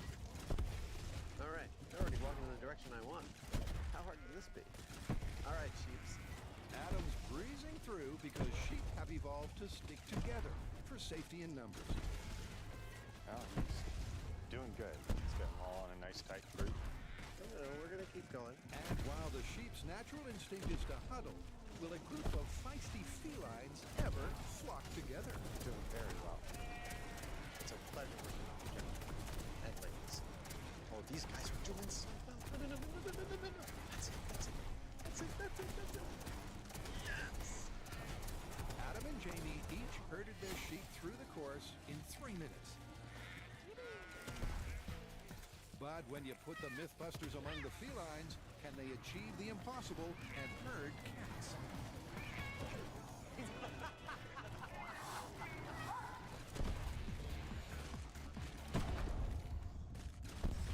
Next, can Gary, Tori, and Grant really bring home the bacon? All right, so like Jamie and Adam, we are also testing idioms. Ours, dealing with pigs. Want to take a guess? When pigs fly. Nope. Silk purse out of a sow's ear. Nope. Both of them are good, and maybe at some point we'll test those, but ours is catching a greased pig.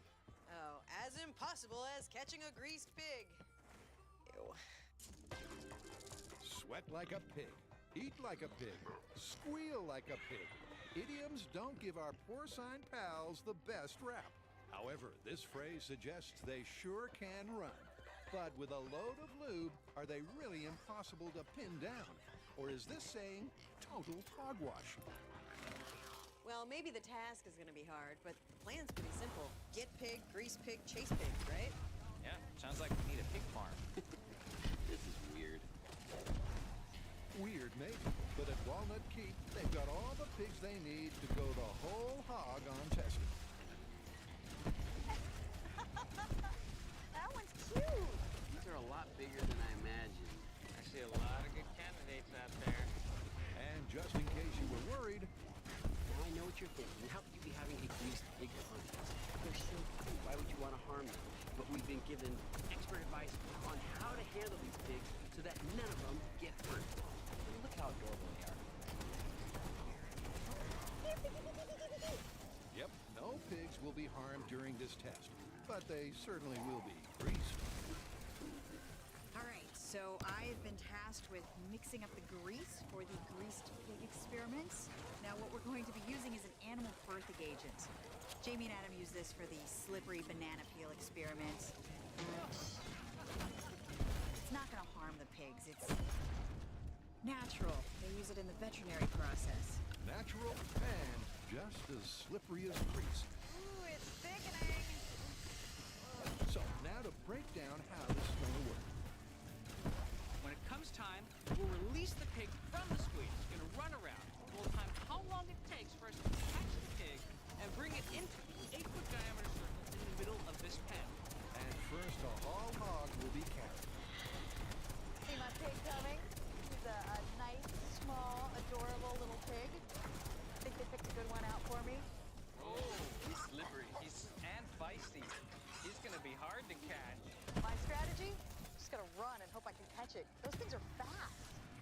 Especially the little guy. Fast and covered in a thick layer of animal birthing agent. All right, Carrie, good luck. Carrie gives chase and quickly corners her porker. Good technique. Got him in a corner. Oh, but now I have to touch him.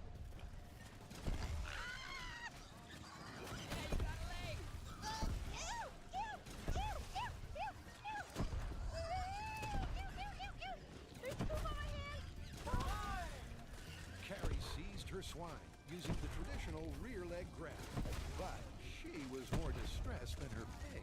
I need some sanitizer. There's poop on my hands. Smell my hands. No. Good job. There's a wash up. High five. Well, despite her germophobia, Carrie caught her pig in less than a minute. That quick result certainly throws doubt on the myth, but perhaps this idiom all comes down to size. I got the back legs and the undercarriage. This is so weird. So Carrie lubes up a 40-pound squealer for Grant. All right, Grant, you ready? Ready. You ready, piggy? Here we go. Grant's hot on the grease trotters of his pig. Oh, boy.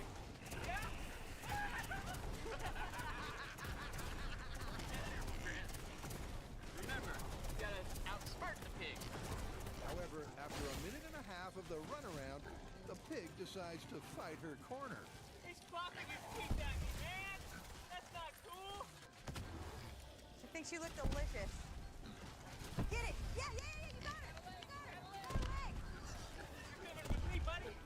And as Grant drags the pig to the ring, this myth is looking shaky. Woo! You did! Nice work. Grant made it in 2 minutes and Carrie in 55 seconds. And those times are far from impossible. You know, so far it's not really looking very good for this myth, but we're still working with baby pigs. We're gonna have to get a much bigger pig for Tori. Something to give him a real challenge. I'm not looking forward to this. Not one bit. Later, Adam and Jamie have a myth that gets the scoop on poop. Sometimes it takes a while to make a nice poop.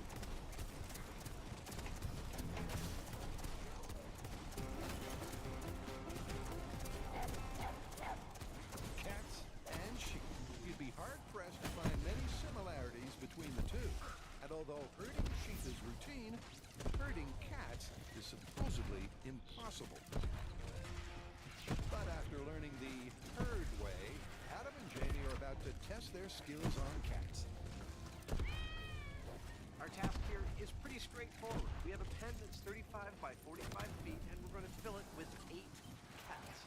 Our job is to move those cats from the big pen Into the little pen, or as we're fond of calling it, the cat corral. And thanks to the Animal Friends Rescue Project, they've got 8 curious kitties to round up. Okay, now it's safe to unleash the beasts. This is exactly what I will look like when I come back as a cat. Sorry. But as the cats explore the arena, it's clear there's a problem. We chose this flexible orange netting because we thought it would be impossible for the cats to climb. It does turn out to be possible for them to shove their heads in it to try and get out, and maybe stretch it enough to get out, or at worst, maybe choke themselves. So to keep that curiosity at bay, the guys have a handy plastic solution. Cat's probing the weakness of our system. With the cats contained, they're ready for some cat herding. And first, it's over to Adam and his gifts of persuasion. Good luck, buddy. Okay. Straight away, the big difference between sheep and cats is that these cats will not work together. I guess because it's not natural behavior. So that means I'm trying to cajole them into the pen one by one. Hey, Red, let's go over to the pen. What do you say? Take a look over there, see what's going on. This looks like a right? Maybe this is an exit. No. No. But now it's been 5 minutes, and even this one-on-one technique, which obviously you can't call herding, isn't working at all. I cannot get these cats to go anywhere that I want them to go. He's like amateur.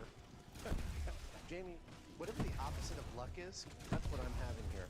Yep, the cat's instinctive response to Adam is to ignore him. So he tries something a little more hands-on. All right, I'm just gonna put him in the pen, see if I can get him all in. I know this is cheating, but it's all I got. But as the number of cats in the pen grows, so does the caterwauling. That was a bad idea of mine. I'm very sorry. At the 10-minute mark, it looks like Adam's about to close the gate on 8 cats.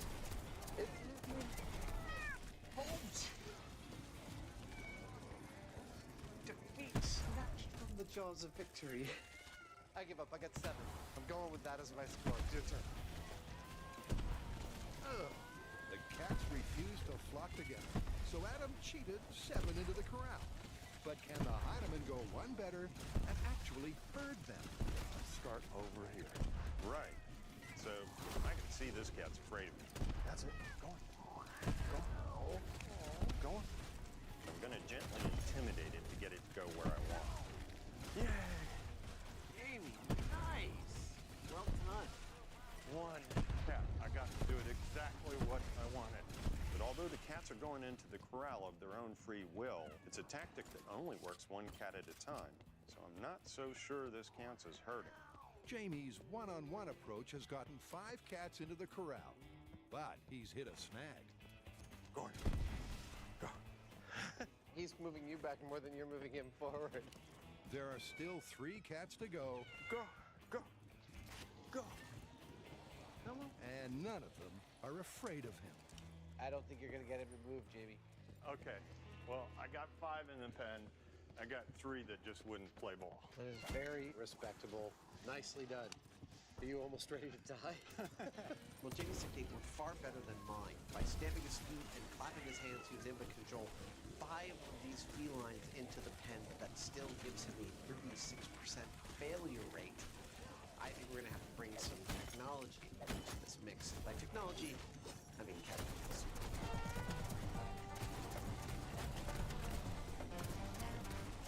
So far, 2 Mythbusters have caught 2 pigs, and all in under 5 minutes. But now it's Tori's turn to play catch, and he's got a much heftier hog. Said her favorite dish is Italian.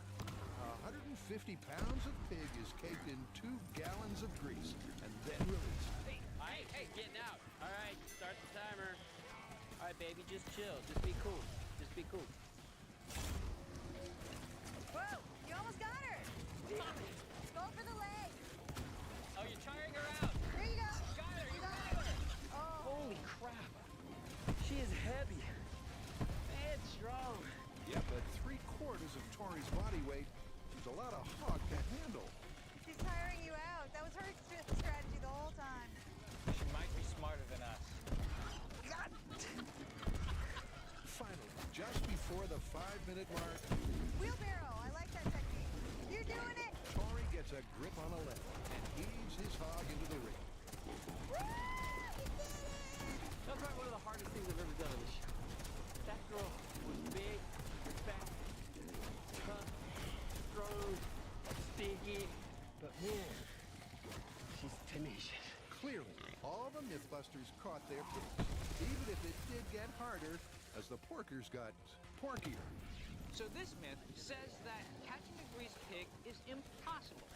But we've shown that if you have enough time and if you have enough patience, you can do it.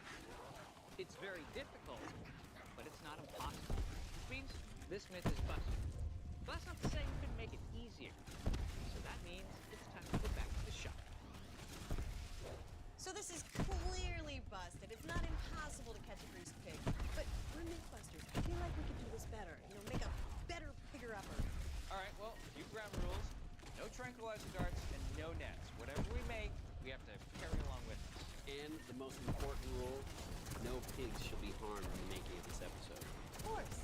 So having proved this task is not impossible, just downright difficult, it's time to bust out that old Mythbusters ingenuity and create some pigger-uppers to make catching greased pigs a breeze. And each Mythbuster has a very different pig-catching tactic to try.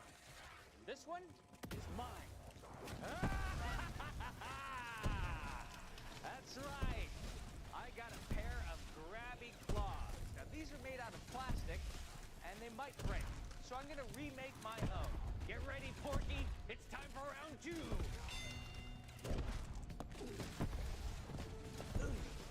Now, for my technique for catching the pig, I'm going to be using suction. Now, we've used suction a lot on this show, like when Adam climbed up the side of a building. Oh, good luck there, little buddy. Thank you.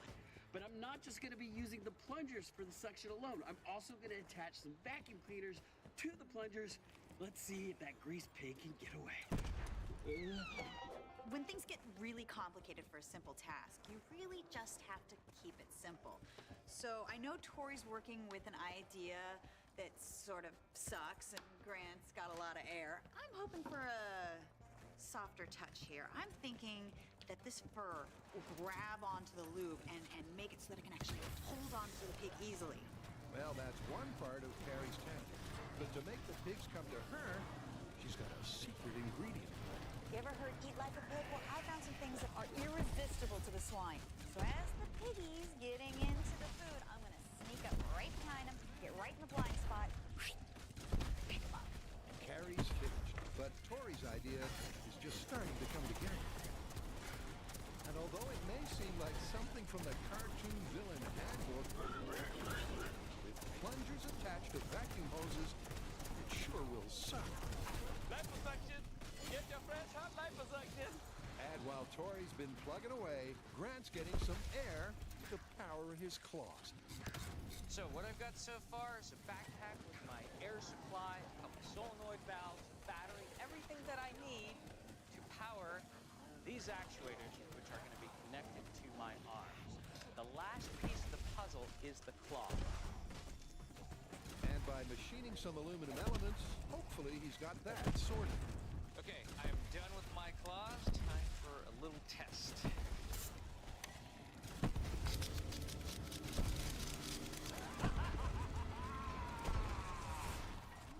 All right, they do look a little pinchy, so I think what I'm going to do is cut up like a padded welding glove and put it over each claw. Yep, Grant's plan is to rule with an aluminum fist. It's a claw test. 3, 2, 1. Let's see, no marks, no damage. It'll hold the pig's legs securely without causing the pig any harm. Operation Pig Catcher is complete, but now it's time to test our devices on real pigs. This is going to be interesting. Coming up, the Mythbusters enter the ring with more foxy felines. But is there more than one way to herd a cat?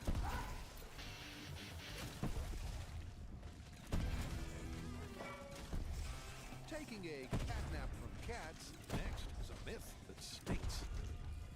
So what's up next? 10 pounds of poop in a 5-pound bag. Yeah, I know what you mean. But what's the story? Oh, no, that is the story. It's the idiomatic phrase. You can't put 10 pounds of poop in a 5-pound bag.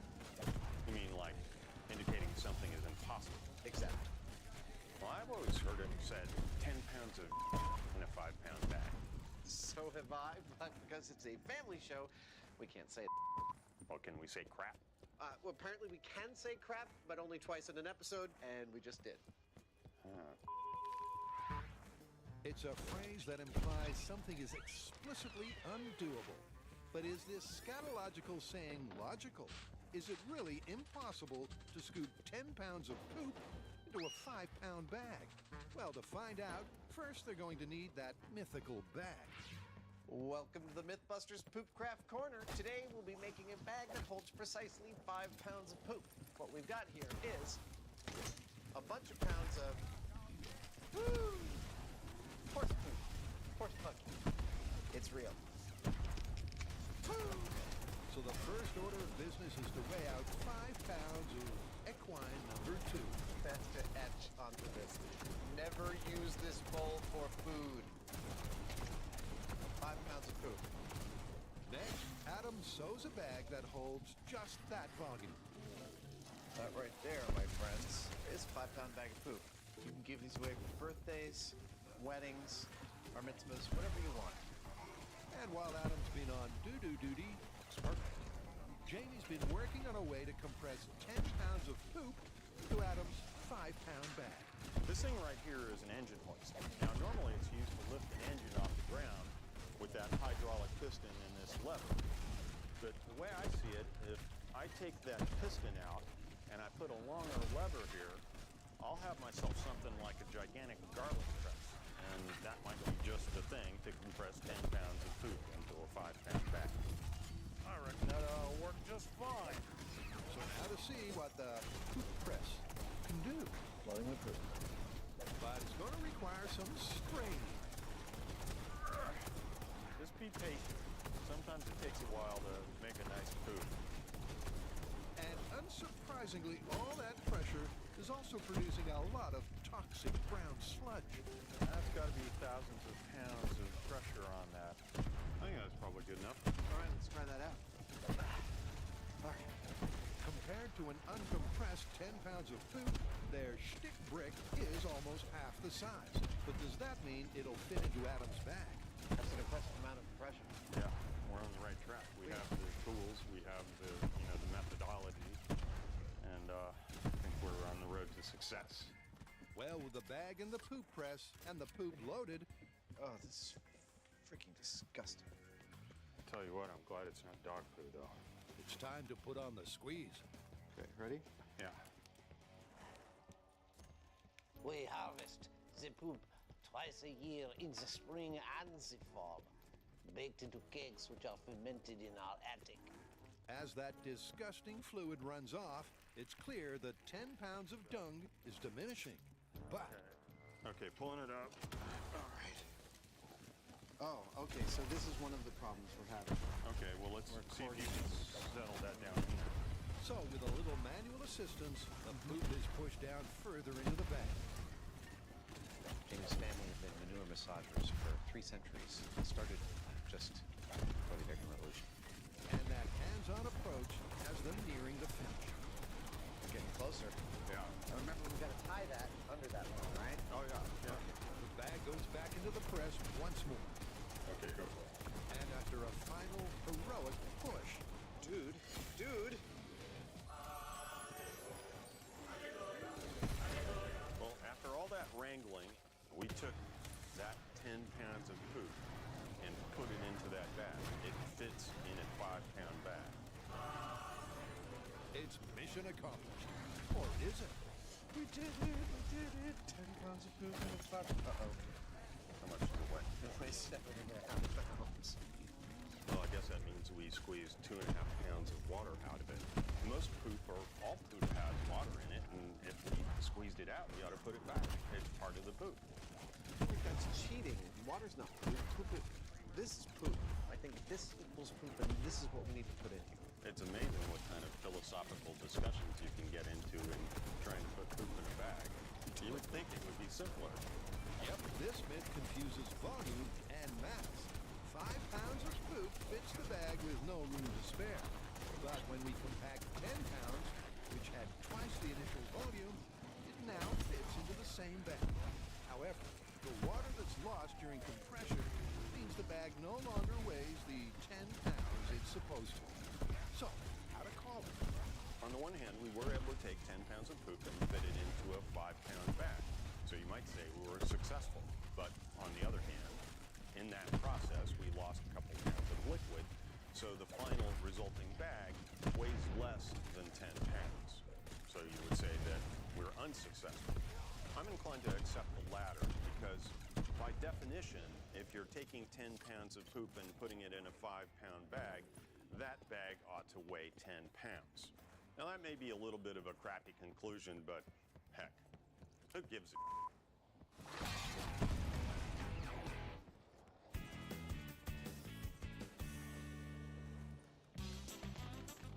As yet, catching a greased pig has been comical, but not impossible. So now the team is getting competitive. Now we're back with our own inventions to catch pigs. Now, as it stands, it took Carrie a minute to catch hers, it took Grant 2 minutes to catch his, and it took me a whole 5 minutes. We're gonna do it again and see who comes out on top. Yep, and first to try for the pig catching cup is Carrie, who's keeping it simple with a bait and pick strategy. Okay, so hopefully he'll stop, get a snack, bam. The gloves are on, but will they mean Carrie can catch this greased oinker with ease? It's getting really slippery. All right, you ready? You ready, Carrie? Grant, you ready to start the clock? Ready? Yeah, go for it. And go! Okay, so jump right over the food. Yep, Carrie's little piggy ignored her tasty trap. This is a lot faster today. Wearing you out. Making a break for the perimeter. But once she's got him cornered, the second part of her plan fits like a glove. Oh, she got him. I tell you what, once I actually did catch up to him, it was easier to grab him. Time! Yes! Solved 2 problems. 1, not afraid to touch the pig, got gloves. 2, worked perfectly. And the pig, when I grabbed on, didn't seem to mind. It was like, oh, I like this. I am just like a pig in mud, happy over the way that this glove thing worked out. I didn't have to touch the disgusting little critters. I got to grab onto them with a much softer but firm grip, and it all worked out. Simplicity was the key to Carrie's success. But can Grant beat his 2-minute target and claw his way into the lead? Oh my goodness! Okay, and start the time. The pig is keen to get started, and although Grant's got a longer reach with his pig-friendly claws, He's going for a whole hog. he's got to catch up to the pig first. All those near misses have Grant all puffed out. But finally, after completely exhausting Porky, Grant gets his claw on the pig. Oh! You got him? Oh my God, you did it! Yes! No way! Yes! No way! Yeah! Woo! Nice work! I can't believe that actually worked. That did work. However, you doubled your time. What? It was way more entertaining. Yeah. Entertaining, but twice as long, meaning his claws are no pig-catching shortcut. It's so unwieldy to deploy and so difficult to aim that, well, that pretty much ate up all my time. So, 1 out of 2 ain't bad, right? So Grant's claws are out of contention, and Carrie's fur gloves retain the lead. But can Dr. Vac enter the ring and hoover up the title, become the ultimate pig picker? Suck 'em up! Please do not try what you are about to see at home. We are what you call experts. Whether it be finding a needle in a haystack or making a lead balloon that can fly, Take it as a challenge. making the impossible possible has put the Mythbusters on the map. But when it comes to the idea of herding a throng of strong-willed cats cross-country, have they reached the end of the line? That was a bad idea of mine. I'm very sorry.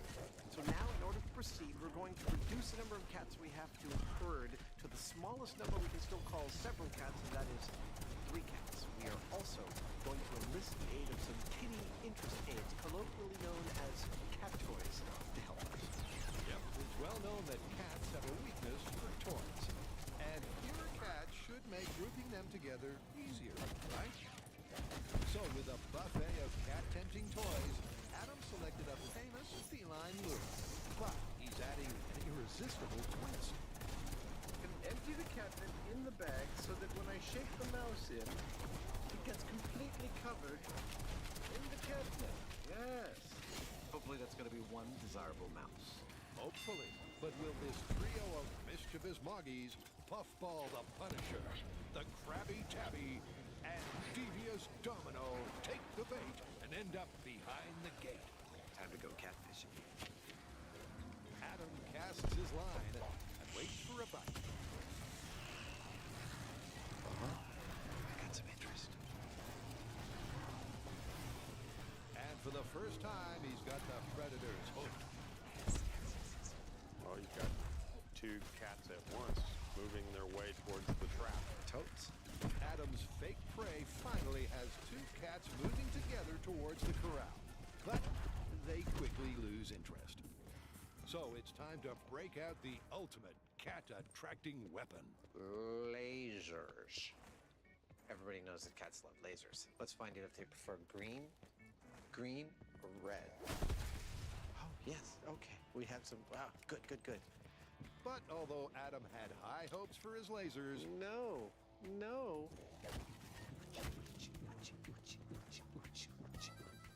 none of the cats are guided by the light. They can clearly see the lasers. They notice them. They just don't seem to care. So after 10 minutes, round 2 is over. And it's Adam 0, cats 2. Well, as you can see, I am all alone in this cat corral, and I believe the cats have a better record of getting me into it than I have of getting them into it. All of the tricks that I have employed have not worked at all. I'm not hurting cats. Adam's defeated. So Jamie's contenders enter the ring. He'll face off against Miss White, the Ginger Ninja, and Bob. Adam tried to attract the cats. That didn't work. So I'm going to try to repel them. Like earlier, Jamie's using the natural startle reflex of the cats. Okay, go with the other kitties. That's it. He's got them into one corner. That's pretty good. But Jamie's umbrella and maraca merengue still doesn't group the cats together.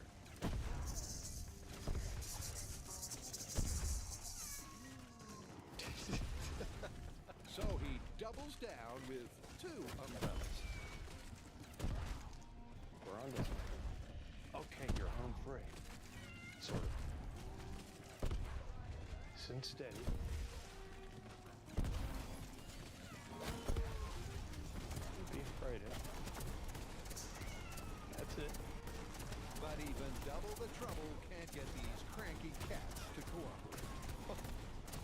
It seems to me that it's virtually impossible to get these cats to behave in any kind of grouping at all. A herd or a flock, I don't think it's working.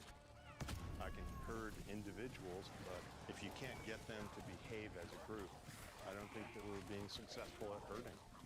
Indeed. So it's time to pull out all the stops. Why don't we work as a team? All right, let's do it. As they enter the ring for a last-ditch attempt, 2 men and 4 umbrellas versus 3 cats. Oh yeah, we're all in a group. That's it. Slow and steady. Go on. Go on. That's it. I lost the right one. What do you think? I think we successfully hurt the cats for about 8 feet. I think so. It really is true to the saying. And clearly at the end of 5 unsuccessful rounds, no arguing with this result. So this is confirmed, right? It's totally confirmed. In every way that we could have demonstrated, herding cats is just as difficult, not impossible, as the idiomatic phrase would lead you to believe. But you know what? I might just have an idea. Still to come, the decider of the Pig Pickin' Championship. Go Pleasure Man! I'm gonna suck 'em up!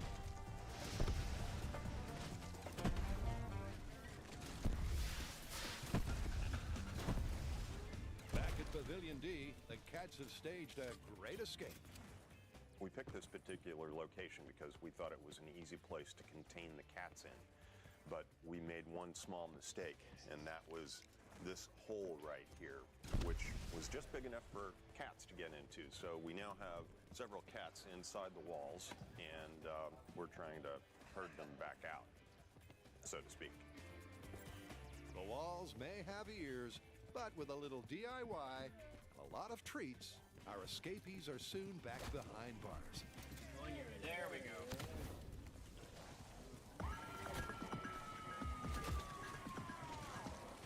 After complete feline failure, It really is true to the saying. it's time to turn this job over to the professionals. Hey, Lance, how's it going? How would you feel about herding some cats? I was wondering what technique you were planning on using. Perfect idea. Let's go. Yep, this myth is going to the dogs because they may be man's best friend, but they're also the arch enemy of cats.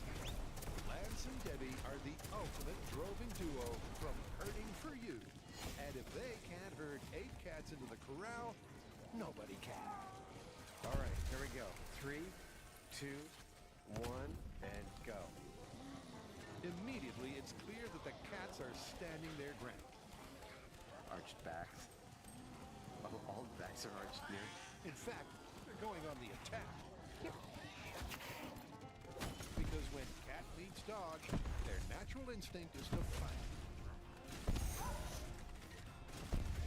And although Lance obeys Debbie's commands, the cats do not budge one iota. Like, I'm really not sure about this boss. This is one of the most bizarre things I've ever seen. It's totally amazing. After 6 minutes of feline resistance, it's clear not even a sheepdog can herd cats. Lie down. Lie down. Calm down. Okay, you're not in trouble. Good boy. Come on over here, Lance. Good boy. Good boy. Yeah. So what do you think was going on there? I think he was out of his game, and he's not used to animals that don't come together, and he wouldn't face off something like that normally. He's not used to dealing with predators in that sort of situation, and they all know the relationship. Right. I think they thought it was lunch.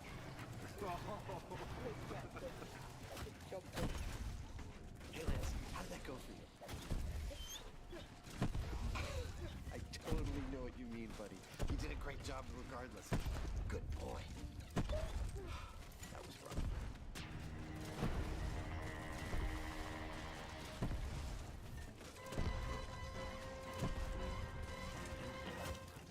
In the quest to find out who is the fastest big catcher in the West, 2 big pickers entered the ring. One halved her time, and one doubled it. But now, it's time for the final contender. To take the lead from Carrie, Tori needs to catch 150 pounds of greased porker in less than half his previous time. All right, let's see if I can suck. All right, you ready, Tori? Ready? 3, 2, 1, go! Remember, you gotta cut your time by 50%. Tori's off to a sucky start, but his attempt comes unplugged. Oh, time out, time out. I blew a fuse. After a quick fix, he powers up again, with 20 seconds already on the clock. Oh, that was good. You gotta keep up with the pig. The concept worked. My suction's not strong enough. Poor pig doesn't know it hit him. I'm gonna suck him up. The minutes tick by as Tori pursues his porker with 50 pounds of vacuum cleaner on his back. Yes. But it's too light a touch to hold on to 150 pounds of pig. Go plunger, man. You got him on the ropes. You got him on the ropes, kid. You got 10 seconds left, man. Oh, yeah, get him in the circle. Oh, yeah, you got him. Oh, you almost got him. Oh, that's time.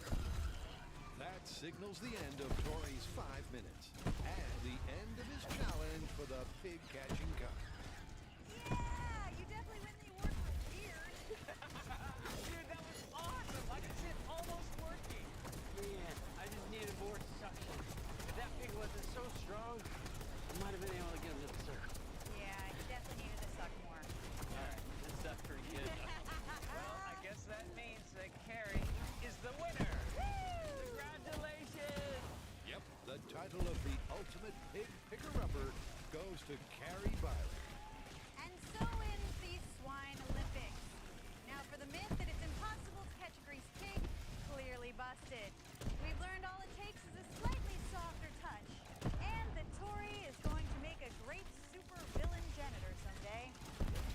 Well, I guess the lesson here is keep it simple. Yep. Both of you need a shower. Woo.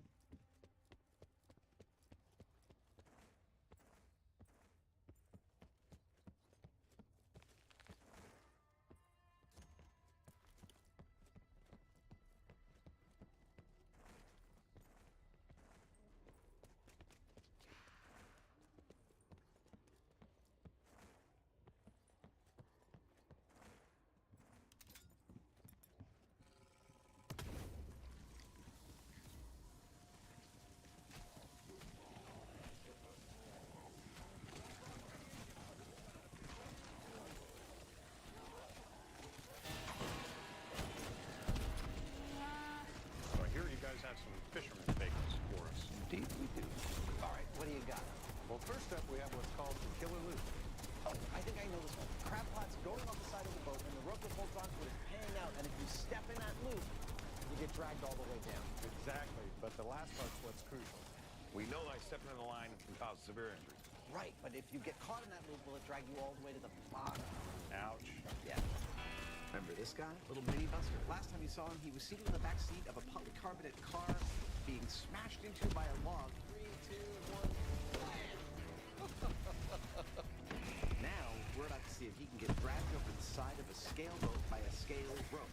First, I need to build a scale boat. All right, if we're going to be honest with each other, it's pretty clear that all I needed was a board with a railing. But I decided to indulge the old model maker in me. I don't have to do this. I'm doing it because I enjoy it. Cut out some spars that define the shape of the hull. Looking good.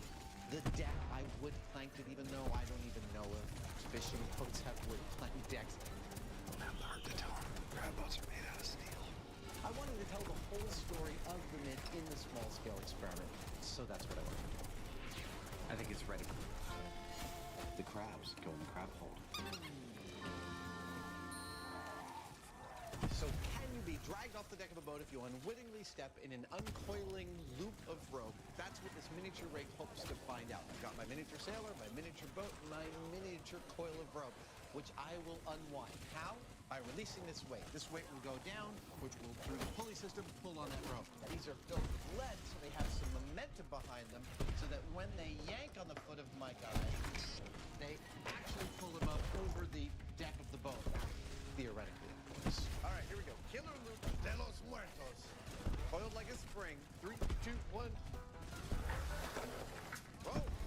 It did not grab it. No, it didn't. Killer loop of death. Isn't that sort of redundant? 3, 2, 1. Nice move, Buster, but it's not going to help you. 3, 2, 1. Oh!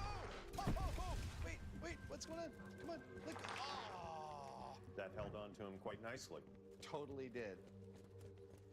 So that time the rope did coil around Buster's leg, and it formed a strong enough knot to pull him up and over the side. But with this spring coil, it's not happening every time by any means. However, there are other ways to coil a rope, the most common being the over-under technique like this. And so that's what we're going to try next. All right, over under coil. 3, 2, 1. Oh! Little Buster, ow! Nice. Right under the water. Look at that. No way. That's a clovefish.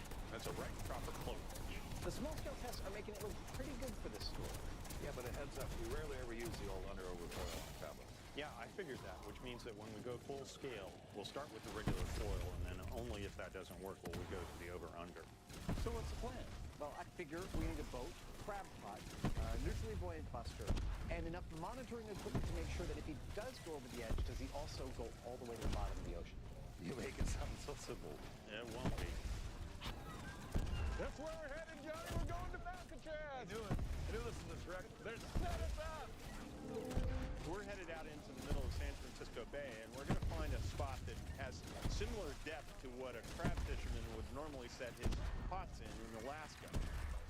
That depth is around 200 feet. You don't get a view like this on my boat. Now we're going to strap it up and we're going to hook it to this big crane. We're going to put it in the launcher and get it ready to set.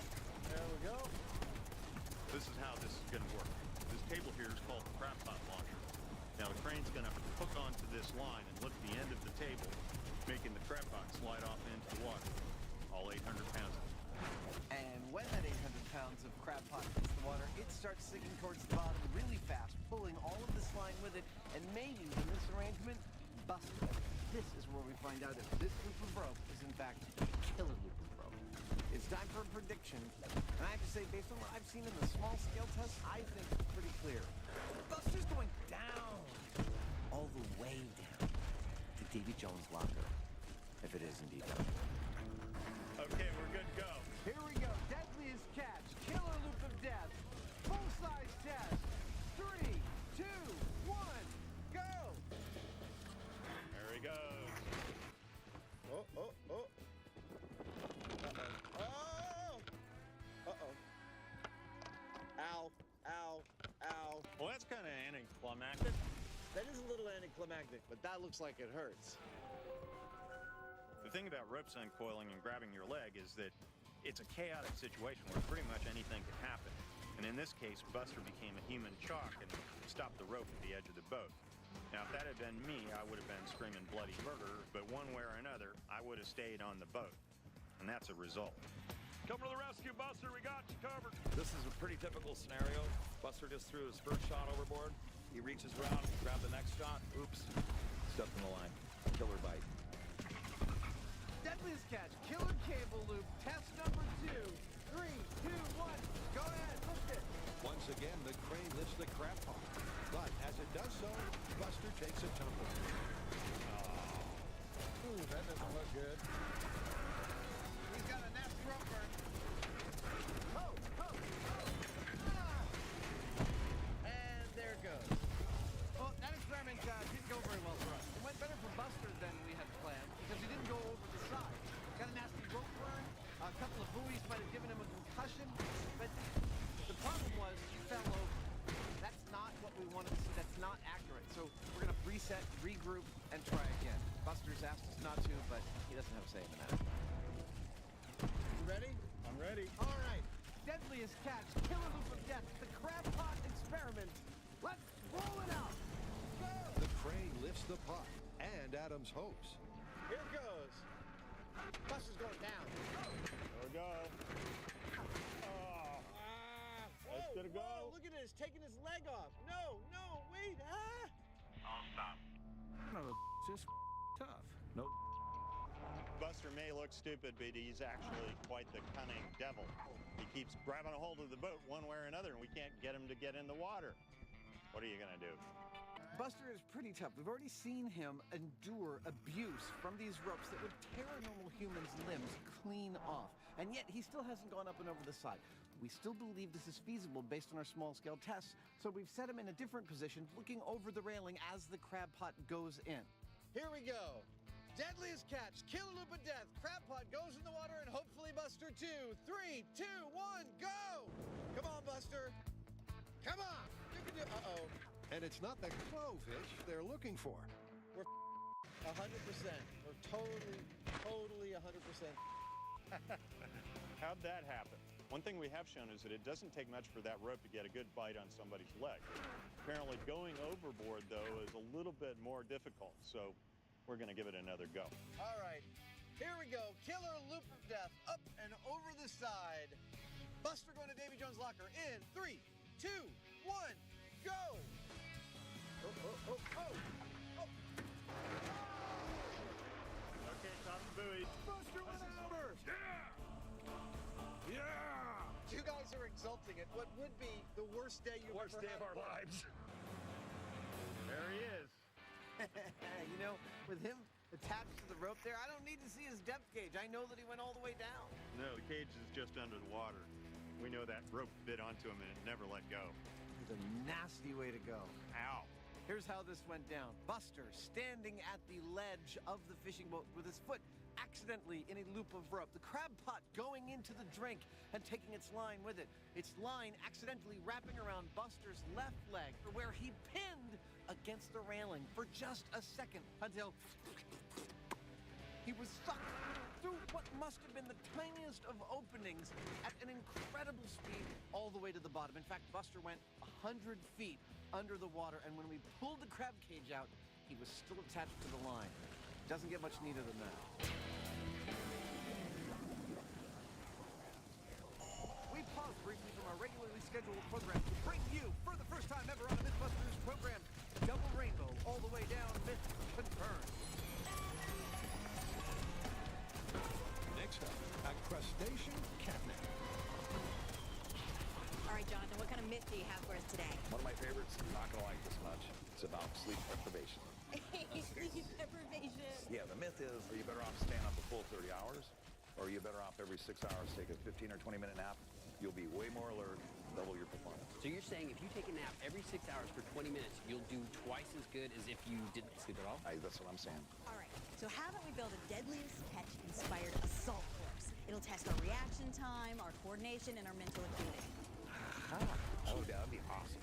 We'll stay up for over 30 hours, run the course, see how we do, and then we'll stay up for another 30 hours, run the course again, but this time we'll take 20-minute naps every 6 hours and see if that doubles our performance. So it would be better if you did this obstacle course on a real boat, because there is no escape. This is going to be the worst myth ever. This is the Mako, an 83-foot-long fishing trawler docked here in San Francisco Bay at the California Maritime Academy. First up, hook 'em and cook 'em. Now, an important job for a craft fisherman is to be able to haul the pot back up on the boat. The way they do that is they take a buoy, attach it to a rope, and attach it to the pot.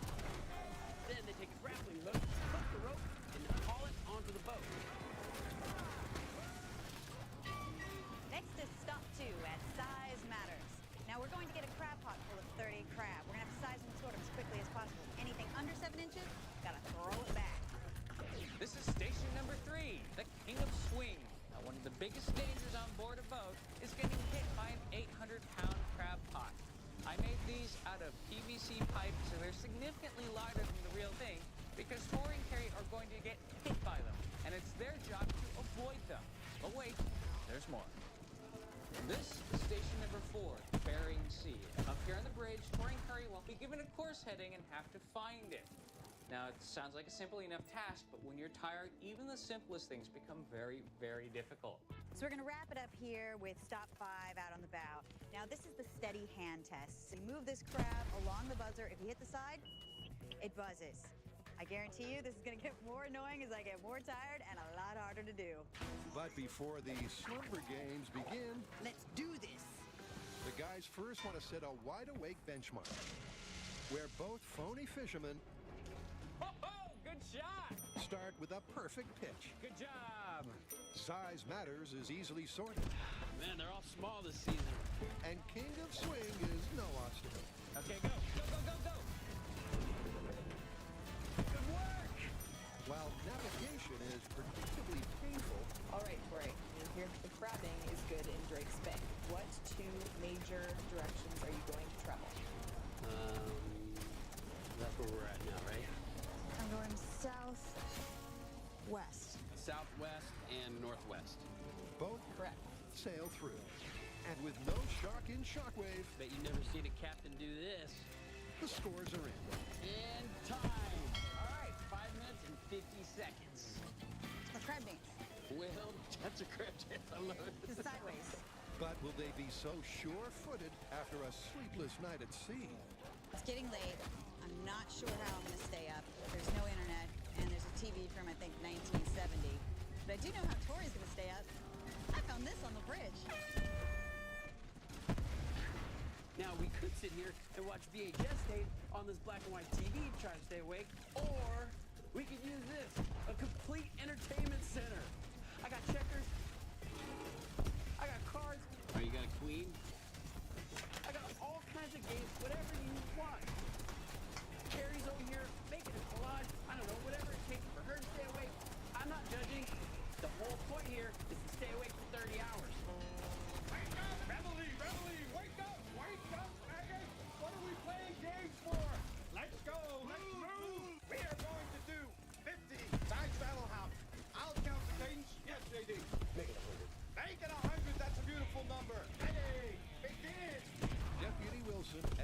familiar friend, our specialist in keeping tired troops attentive.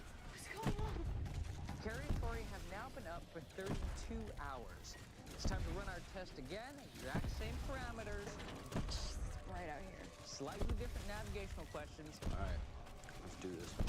We're gonna see how they do. All right, Carrie Byron, this is your 32-hour test with no sleep. You ready? How you feeling?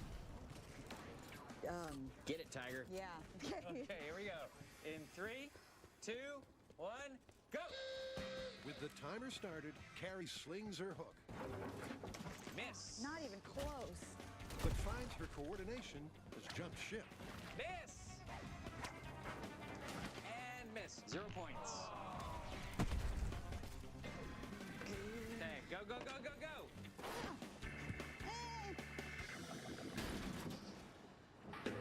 Yeah, she died.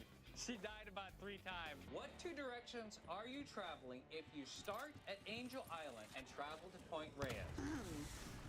So you are going to go that way and that way. No. 1, 2. Where it's fair to say, Carrie has a shocker. All right, 8 touches. Move on. Come on, Gary! Time! All right, your time was 7 minutes, 50 seconds. Nice work. Your score, however, was fairly dismal. The first time you did this, you got a perfect score. This time around, you got a 27. Oh. Wow, 32 hours really affected you. Yeah. All right, 32 hours. I'm ready. All right, let's do it. Here we go. In 3, 2, 1, go! Like Carrie before him, Tori's first throw is a foul. You can do it. But take 2 takes the turn. You got it! You got it! So when a person is exposed to extreme sleep deprivation, sort those graphs! I'm watching you. Sort those graphs! They experience reduced physical and mental performance. And Tori's no exception.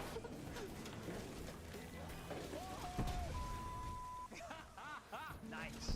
But what's interesting is that unlike Carrie, he did pretty well at the physical challenges. How many minutes of longitude are between Point Reyes Lighthouse and Angel Island? Wait. How many points of what? But really struggled with the brain power tests. How many minutes of longitude are between Point Reyes Lighthouse and Angel Island? He not only found it hard to understand the navigation questions, but he also took a while to answer. Let's see, I would say 10, 20, 30? No, it's 35. And while Tori's steady as he goes with the final physical test, All right, -1. That's great, man. Go, go, go. it's clear that sleep deprivation has hit him hard. Done. 9:30. Oh, man, that was tough. What's my score? 34. I had a bit of a meltdown in the cabin bridge thing. Man, those extra hours really took their toll. Good news. We're going to stay up for over 30 hours again. But this time, we're going to take naps every 6 hours for 20 minutes. And then we're going to run the course again and see if that doubles our performance. Nap number 1. But with their first nap falling just after lunch, Mattresses aren't very comfortable. neither Carrie nor Tori is tired enough to sleep at all. 20 minutes is up already. After another 6 hours of killing time, 99 bottles of beer on the wall. 99 bottles of beer. Take one around, pass it around. 98 bottles of beer on the wall. Okay.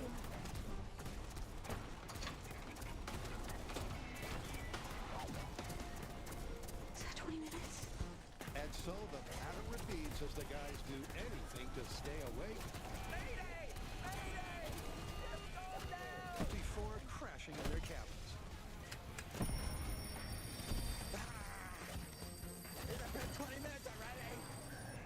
Luckily, it's not long before dawn arrives. Along with reinforcements. Let the games begin.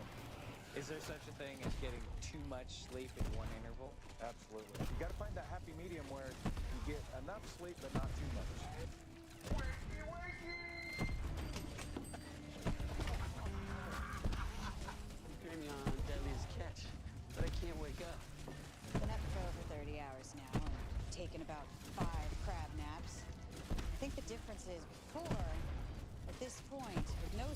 felt delirious, almost happy and jovial because I was losing my mind.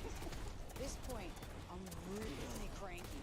I might have maybe a little more alertness, but I'm so angry. All right, Carrie, you're up first. You ready to go? Yes. I need another nap. Here we go. 3, 2, 1, go. First up is hook 'em and cook 'em, Miss. where for Carrie, it's a case of third time lucky. She got it. The throw and the retrieval was textbook. Nice job. She remains sorted in size matters. You're doing good. But this time she also scores well with King of Swing, meaning physically she's doing better. That's pretty realistic. That was pretty real. I like this test. Find the Farallon Islands. What is the latitude and the longitude? So that's 3742 north, 123 west. Correct. This time Carrie's not just accurate, Correct. she's also fast. You'd have to go southeast. Correct again. That just leaves Shockwave, where again Carrie does improve. Okay, go.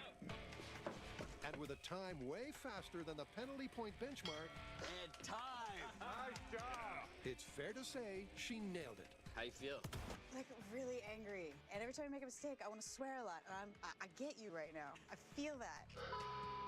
You ready to go? I'm ready. All right, here we go. 3, 2, 1, go.